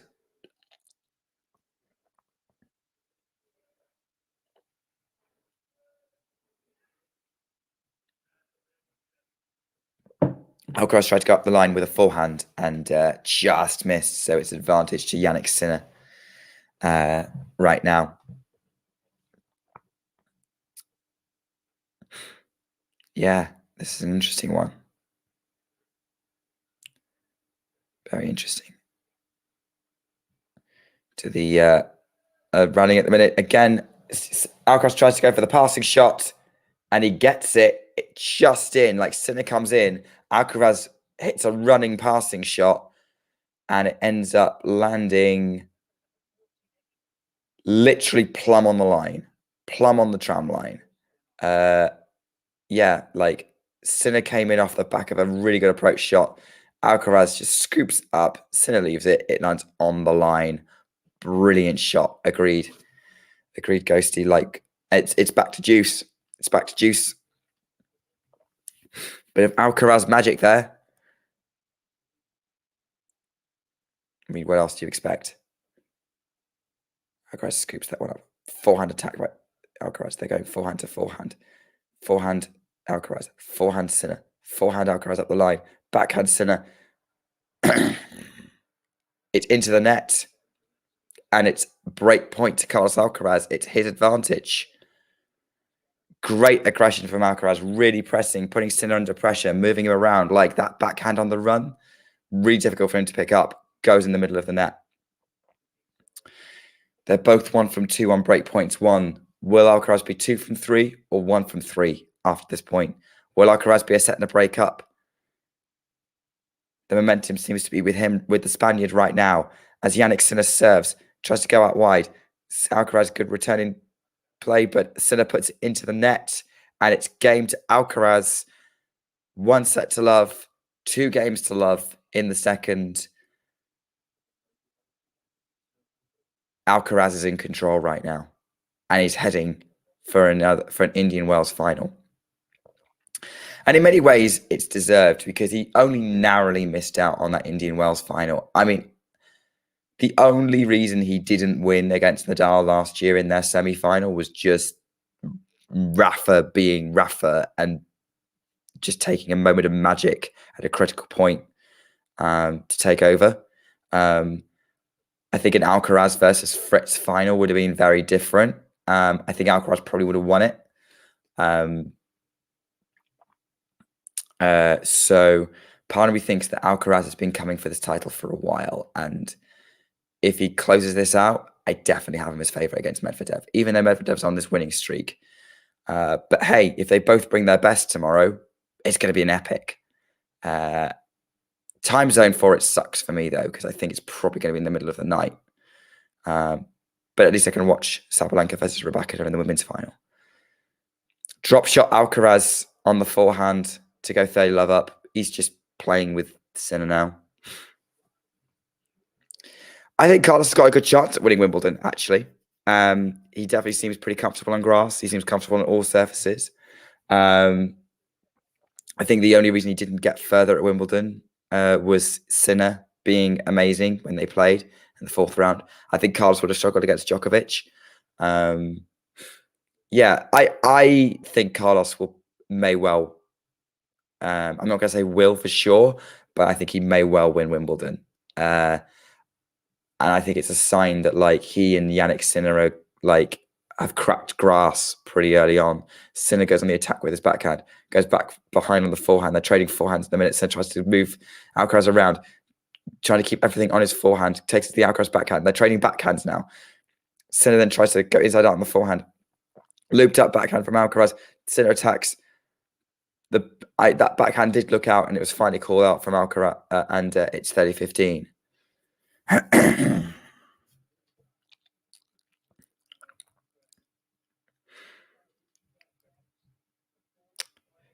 It's cheeky, particularly John Silk thing. I don't think it would be the right way of describing that drop shot. Don't be so despondent, Max. Still could happen. I mean, look. Carlos was a break-up in the last set and ends up going to a tie-break. Nearly lost it. Don't forget, he went from being a break-up in the first set to being set point down to winning it in a tie-break. Like that first set was a roller coaster. No reason to suggest why this one wouldn't be the same.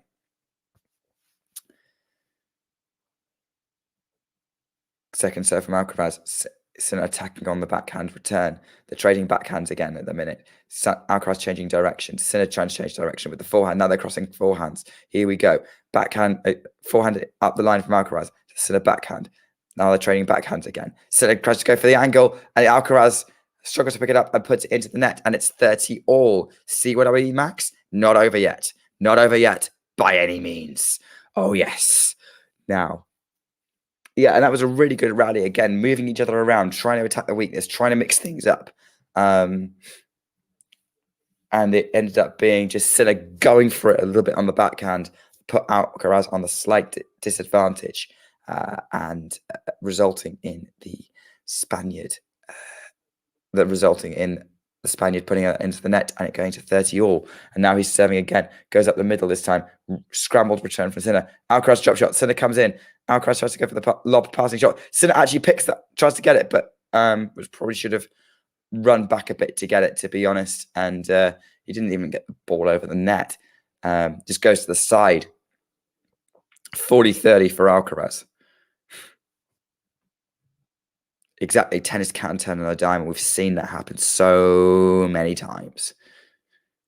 I think that's Pink. They're showing Pink. Pink is still here. Pink, the singer, is watching the pink-clad Alcaraz.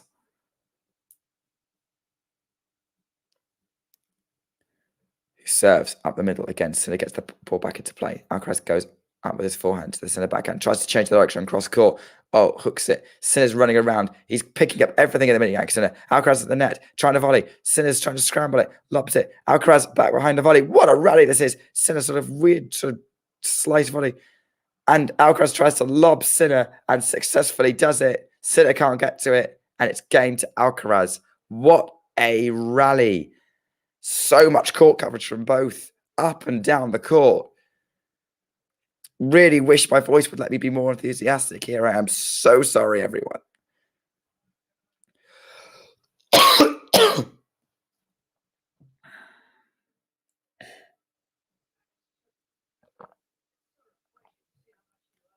I'm sure I'll be fine in the morning.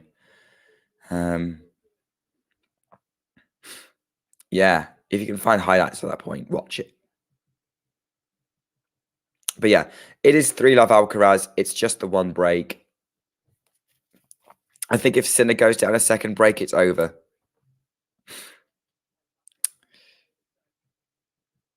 I mean, thanks for volunteering, Ghost, to help. I'm not sure he'd want to appear on camera. Also, loving the fact that you're volunteering here when you're not volunteering to come and help me out. Thank you. Nah, it's all good. Don't worry. It's all good fun here on Talking Tennis.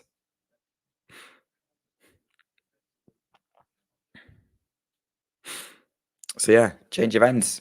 Alcaraz seemingly in control right now. And I think most of us predicted an Alcaraz-Medvedev final, to be honest. It's certainly the one that has the most potential to be epic, given they're both in such good form. Shame Novak's not here. I would also expect it to be between Alcaraz and Medvedev when we get to Miami, being the favourites.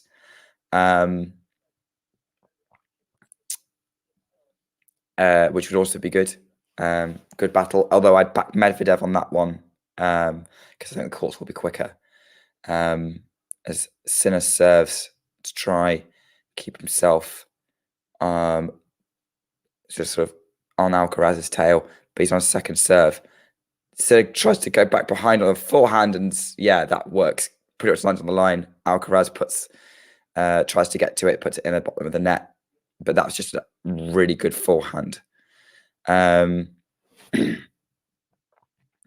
Yay, Jane! Glad you could finally watch. Yeah, Jannik is a little bit of trouble, but he's not out of it. He was a breakdown in the first, and Sinner was a breakdown in the first set, so it's not over yet. As he goes to 30 love again, nice assertive point from Jannik, putting himself on the up. Is that Kylie Minogue? No, it's Charlize Theron. Charlize Theron. Very different people.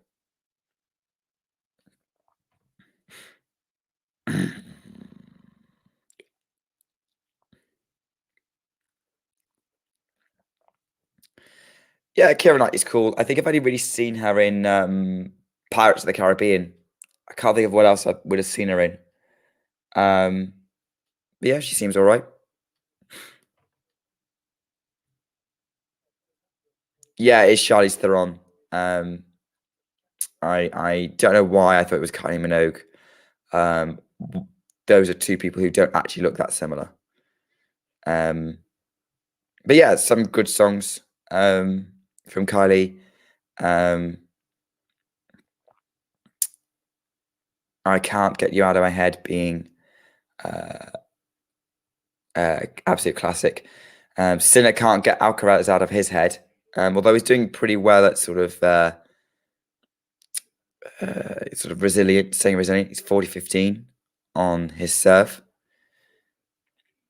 3 love down, but holding serve means he's still in the set. Not going to be too much of a disaster there. Goes long with the first serve, though.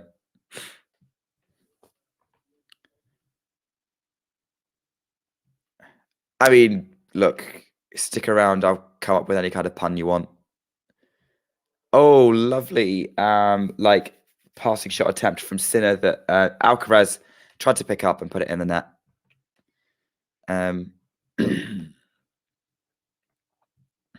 Yeah, I mean, I'm probably being a little bit harsh in terms of match analysis there, but it was the closest segue I could come up with. But yeah, Alcaraz is now serving at 3-1. Should be. So I'm expecting some interesting things.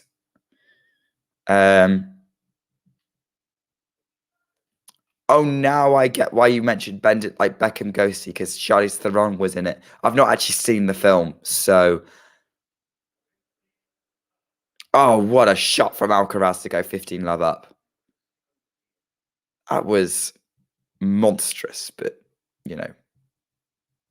that's what you would expect. 97 miles an hour forehand winner. Standing for Carlos Alcaraz. All right. So what do we have? Alcaraz serves out wide, forehand, up the middle. Sinner goes to the backhand. They're trying to trade backhands again. Sinner goes back behind, trying to keep Alcaraz on the move. Changes direction on the backhand. Alcaraz can't get to it. Not even Alcaraz's speed can get to that. And it's a forehand winner up the line from Jannik Sinner, and it's 15 all. Sinner, despite being a set and a breakdown, has produced plenty of moments of magic this evening. Absolutely wonderful to see. This has been a good match. Despite again Alcaraz having an advantage, been so much fun to watch and watch with you guys as well. I can't think of better company, to be honest. It gets lonely watching tennis matches by yourself. Unreturnable serve from Carlos Alcaraz, 30-15.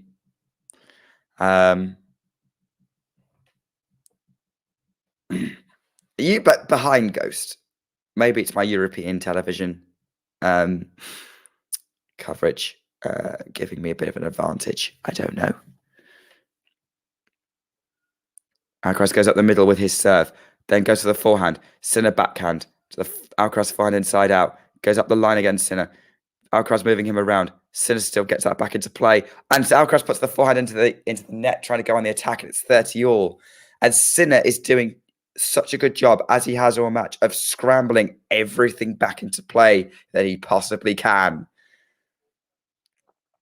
It's brilliant. Absolutely brilliant. It feels a bit like the old Federer and Nadal rivalry in many ways, of Nadal scrambling everything. Actually, no, that's probably maybe more like the Djokovic rivalry. Like, they're both able to scramble everything back. They're both able to come with explosive power when needed. Great movement from both. Like, yeah, I'd say that's more the mold of rivalry we'd be looking at between these two, Nadal and Djokovic, who have produced some of my favorite tennis matches.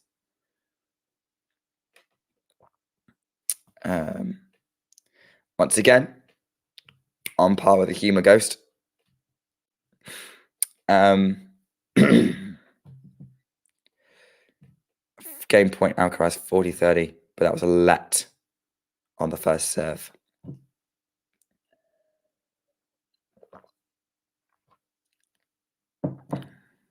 (40-30), 3-1.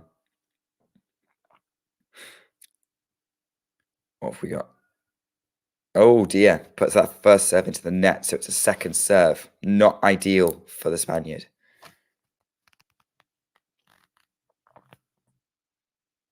Goes out wide with the second serve. Sinner puts the return long, and it's now 4-1 to Carlos Alcaraz. Excuse me 1 second. I need to shut a door. Okay.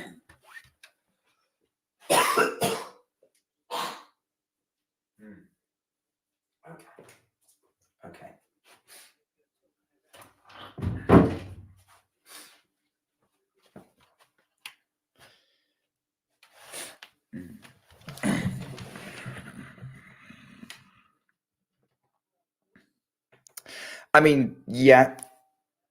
What are the semi-finals of Alcaraz and Sinner met in? Or are you just making a comment sort of maybe the latter years of the Federer and the Nadal rivalry? I'm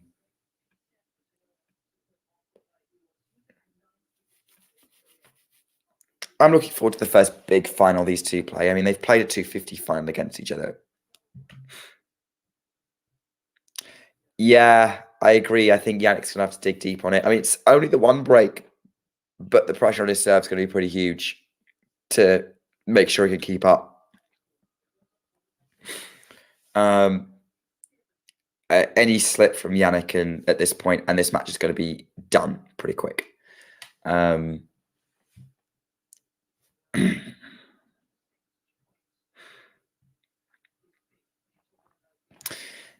Okay, Max. So you think that Federer and Nadal is a closer comparison with Carlos and Jannik than maybe Nadal and Djokovic? That's what I've been thinking, is that would probably be closer stylistically in terms of rivalry.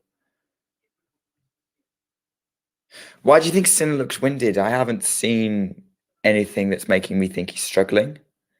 I definitely agree with you that he may need better conditioning. Like, he gets injured a lot. And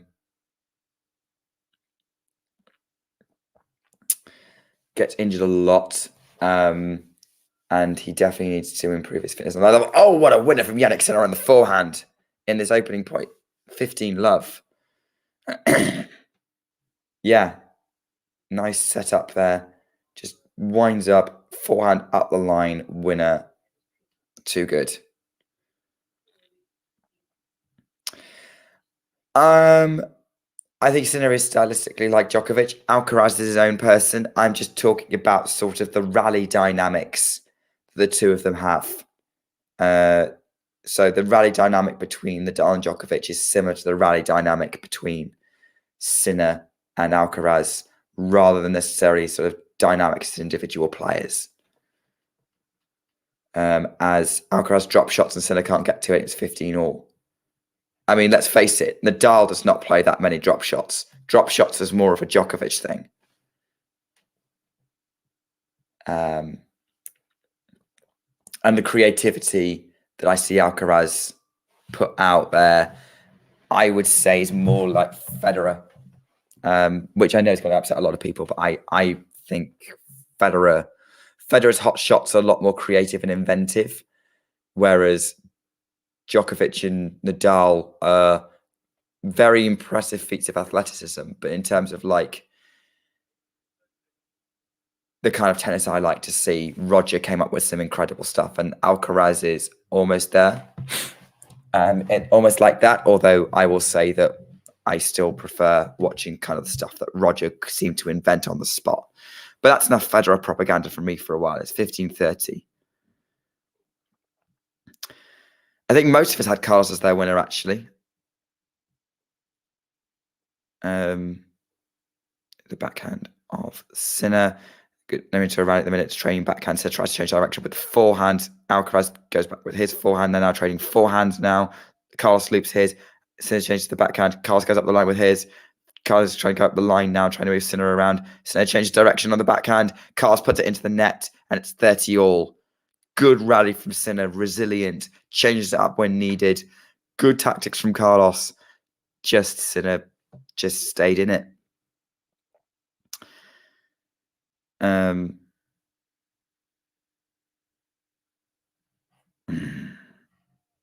Agreed. Carlos versus Medvedev will be a fantastic match if we get that tomorrow.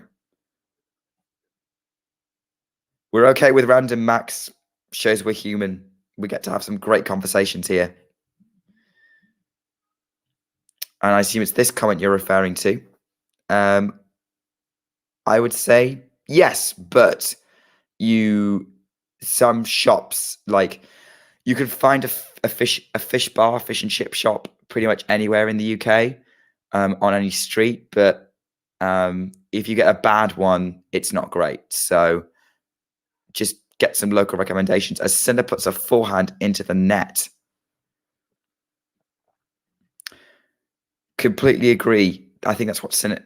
I think Sinner's tactic is like trying to outlast Carlos, and that's what he was doing a lot in the first set, and he was able to do it when Carlos was breaking down a bit easier. But doesn't seem to be happening right now. Carlos has break point because Sinner was the one who broke down.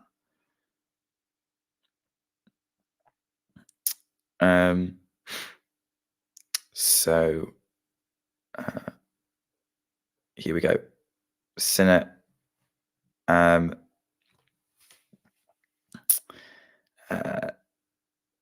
Second serve. Carlos attacks on the forehand. And I think that was a miss because he's not celebrating. I think he missed the forehand return, and it's deuce on the Sinner serve. Yeah, fish and chips. Honestly, I enjoy it. I've got a great fish and chip shop near me. Carlos seems to have skinned his knee, which is interesting. Not enough to stop play over. But yeah, I would say it's a difficult thing to describe if you've not had, if there's no real American equivalent. But I hope you enjoy it if you do get to try it. Good return from Alcaraz. Alcaraz came in, Sinner then tries to come into counter, puts the backhand long, and it's advantage again to Alcaraz. Another break point opportunity for the Spaniard to take a double break and serve for the match. Getting some good questions about tomorrow. I might message that. I will probably answer that a little bit later. Also, there's a ghost comment I want to come back to from a while back. Return from Alcaraz goes long. No, they don't ghost. It's now in like like just kind of fish and chip shop paper. I think I'm assuming food standards and health and safety kind of stopped the old newspaper thing. So no, you don't get that anymore, which is probably for the best. I don't particularly fancy consuming newspaper ink. Juice on the Sinner serve at 4-1, and again misses the first serve. He's got to have another crack at it.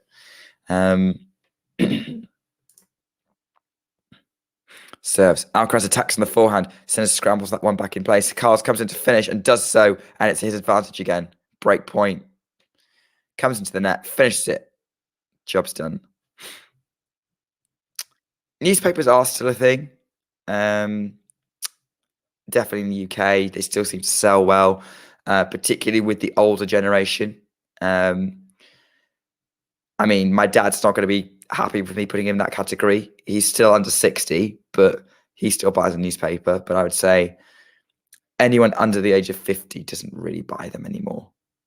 But they're still, let's face it, the UK's got an aging population. So no,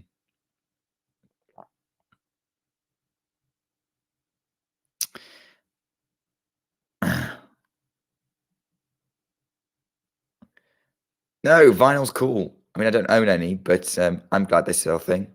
As Sinner comes in, puts his volley on the line. Carlos tries to scramble a passing shot on the run and puts it into the net on the backhand. Great bit of retrieving, but like Sinner just able to control it still. Yeah, cassette tapes are cool.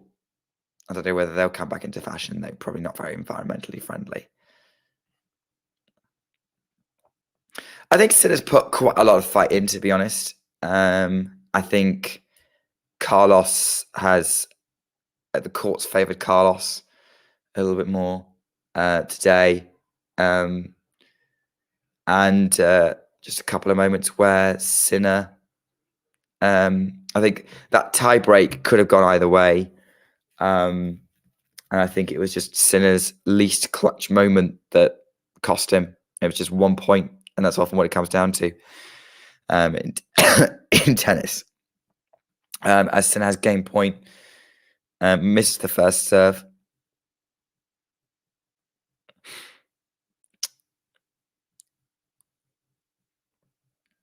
Great sort of second serve into the box. Alcaraz sort of loops up. I don't know what that was.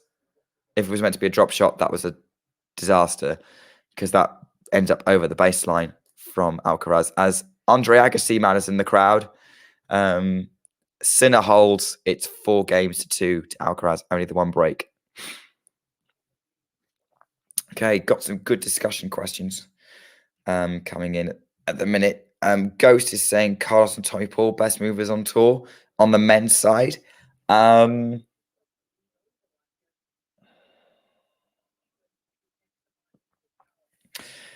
I don't know. I think Jannik's up there. I mean, Djokovic is still up there, obviously. He's still great.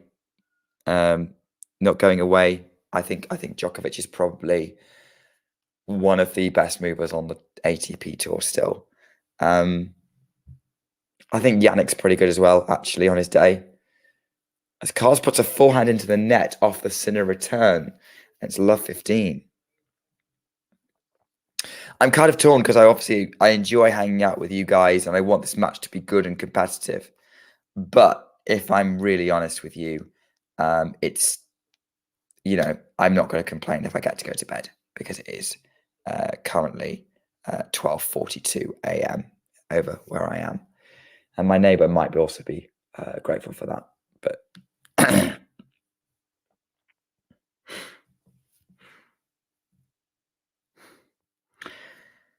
yeah, I know what you mean. Although I will say that making playlists can be fun. And giving them fun titles is also really amusing. All right, second serve, love 15 for Carlos Alcaraz. So Sinner Alcaraz had a loose game in the first set. Double fault, love 30. This is a repeat of the first set with another loose game from Carlos. That seems to be where we're going with this. And suddenly, are we going to go from ruling out Jannik Sinner to ruling him back in? Could be very, very interesting.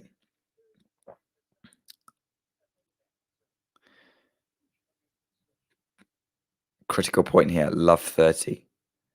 Carlos serves. Gets it into play this time. Sinner on the backhand. Let cord out.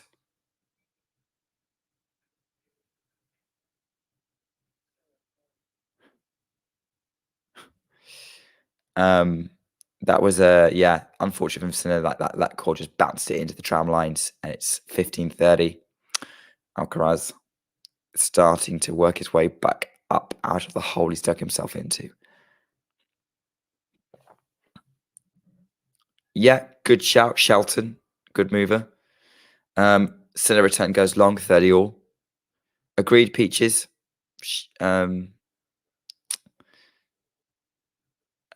Sinner's definitely got a chance. But yeah, Shelton, great mover. I mean, let's face it.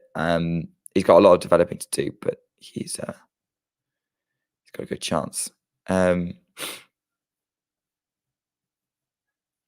Again, another return going long from Sinner, and it's 40-30 to Carlos Alcaraz. 40-30 to Carlos Alcaraz. Currently on 30, Alcaraz currently on 39% first serves unreturned, Sinner on 33. So that's a sign they're both returning incredibly well. I mean, like, that's obvious, like loads of returns in play. Great first, that's service unreturned from Alcaraz though. And that's the game for Alcaraz. Sorry, my brain's getting a bit scrambled. It's probably because it's late, but it is now 5-2 in the second set to Carlos Alcaraz, who won the first set on a tiebreak.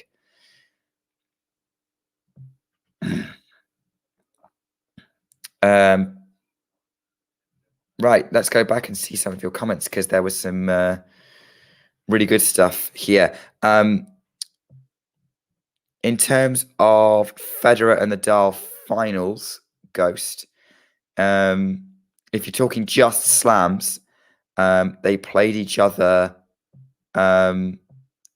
several times at the French Open. So they played each other in the 2006, 2007, 2008, and 2011 Roland Garros finals. That's 4. And they played each other in 3 Wimbledon finals. So 2006, 2007, and 2008. They never played each other in a US Open final. And then they played each other in 2 Australian Open finals. And that was in 2009 and 2017. So what's that? 5 that's 9 Grand Slam finals they played, which is pretty good, I would say. Pretty good return from that. Obviously, about half of them at Roland Garros, but still. Yeah, my brain is scrambled. Usually means I'm tired. Agreed. Fat lady and vocal cords. But let's see if Sinner can force her to warm up for a little longer. They're into a good rally here. Carlos slices, backhand Sinner, backhand Alcaraz, backhand Sinner. Carlos changes direction on the backhand. Sinner gets to it okay. Like, they're just trading blows up the middle at the minute, kind of keeping it neutral. Not going for too much. Sinner kind of going for the lines a little bit there on the baseline. Carlos lifting that one up. Sinner attacks on that backhand. Oh, what a winner from Carlos Alcaraz! Monstrous forehand. Oh, it wasn't a winner. I'm so sorry. That was out. Well, I look like an idiot. Never mind.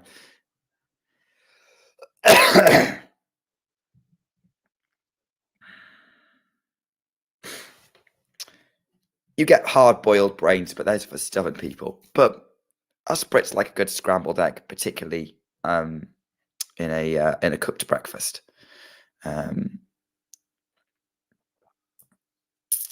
So yeah, no, like, you get yourself some decent scrambled eggs in the UK if you're over here. Um,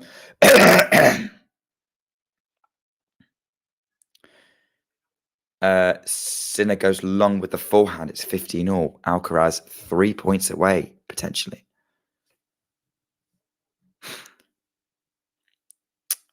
Don't, Ashley, I know I'm old, but you know John's older than me, right? Pink is still there. She's been shown a couple of times. Thank you, Miles. Very kind of you. Hope you're doing well. And you're looking forward to the final day tomorrow. Oh, Alcaraz comes in, backhand volley winner. He's going for this now. Just runs in, puts away the backhand volley, and it's 15-30, and he's 2 points away from the match and a place in the Indian Wells final for the first time in his career.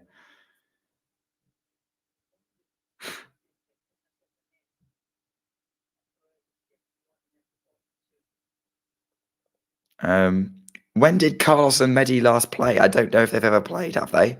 They played at Wimbledon one time. Carlos wasn't fully developed yet. Sinner wins the point, 30-all. So I don't think we've ever seen peak Medvedev versus peak Alcaraz, and that prospect interests me a lot. Yeah, pretty much ghost. Yeah.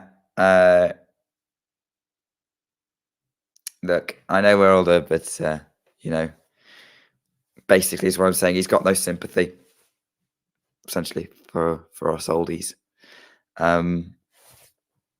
Hey, Miles, glad you could drop in for the last of this. Yeah, you're right. He's still not he's still only 19. He's another few years away from being fully developed, like when he turns 22, 23.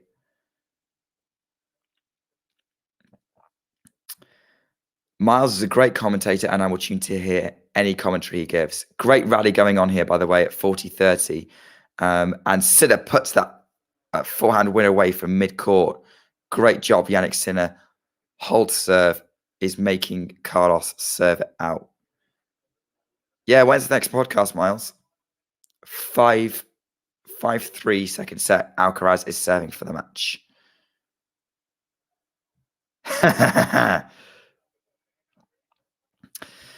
John, I'm actually about 6 weeks away from turning 29. So 27's not far off. Ashley, no, a few years off, 25. She's still at college. Yeah, that's what I'm talking about. Wimbledon. Medvedev won it. Alcaraz wasn't yet at the kind of form we expect him to have. So yeah, that's the last time they played. Oh, right. Sorry, I thought you were 21. Right, shall we finish watching this match? Drop shot from Alcaraz. Sinner comes in. Alcaraz goes for the passing shot. Winner on the forehand. Sinner just not in the right court position to do anything about it. And 30 love. Alcaraz serving for the match at 5-3 in the second, having won the first on a tie break. Boom. From Carlos Alcaraz. I'm starting to sound like Robbie Koenig. I've not seen you in person, like in real life, that's not on the screen, Ashley, so can't comment. Going backhand to backhand at the minute. Alcaraz slices. Forehand inside out. Sinner. Alcaraz scrambles to get the backhand, but he can't do anything. That forehand was ungettable from Jannik Sinner. He's putting up a fight. It's 30-15. Which is good because, you know, as Ghosty said, we don't want Sinner to roll over. We don't want him to go down easy. We still want to have a little bit of a fight, a little bit of jeopardy in this match. For our entertainment, if nothing else. Here we go. Alcaraz misses the first serve.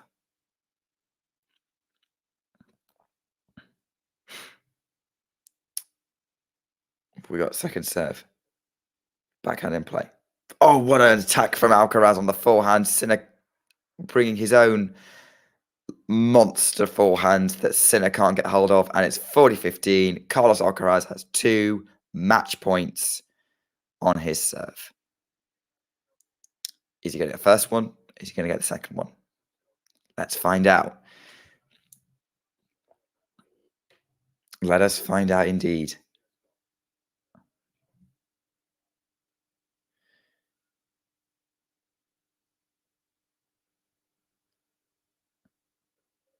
Goes up the middle, Carlos. First serve in play. Goes inside out on the forehand. Sinner goes for the passing shot. And Alcaraz can't get to it.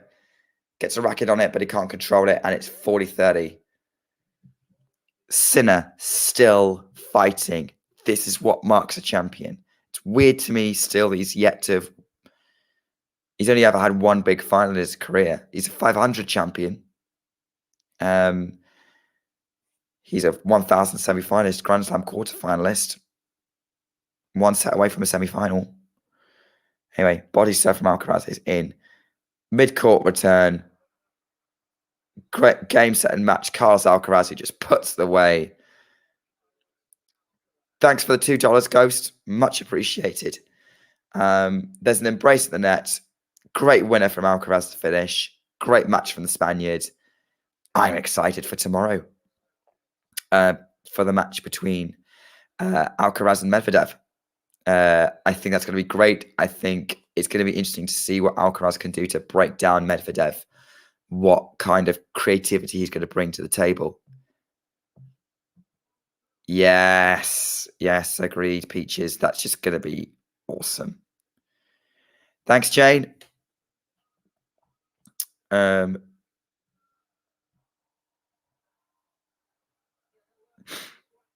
Yeah. I mean, Washington 500 is a good indicator of form to a certain extent, but not in immediate future. Not immediately. Like the last time someone won Washington and went on to win the US Open was Del Potro. It doesn't happen very often. Cheers, Peaches. I'm going to sign off in a minute, but before I do, I want to reply to something that Max put in the chat ages ago, which is, do I think Elena can win against Serena tomorrow? Serena is going to be a very tough competitor. I agree. And on these slower... I mean, look, I thought Iga would beat Elena. Obviously, she wasn't in good enough condition to do that. And Elena played really well. See you, Ghost. See you, Max. Elena played really well. I think so. I was thinking something similar about Sabalenka might prefer a slower court. That being said, I also think that Rybakina is out for revenge. I think she very nearly beat Arena in Melbourne. I think there's every chance that that result's going to get overturned, going to get turned around. Oh, cheers, Ash. Well, I'm going to be commentating, voice permitting, tomorrow on the women's final, along with Vanch. I hope you join me for it. I hope you join Talking Tennis for it. Make sure you like and subscribe to Talking Tennis if you haven't already. It's been great fun seeing you all. And hopefully I will see you. I will see you tomorrow for what should be an excellent final. If you enjoyed this video, make sure you hit that like button. Don't forget to subscribe and click that notification bell so you don't miss out on all things tennis.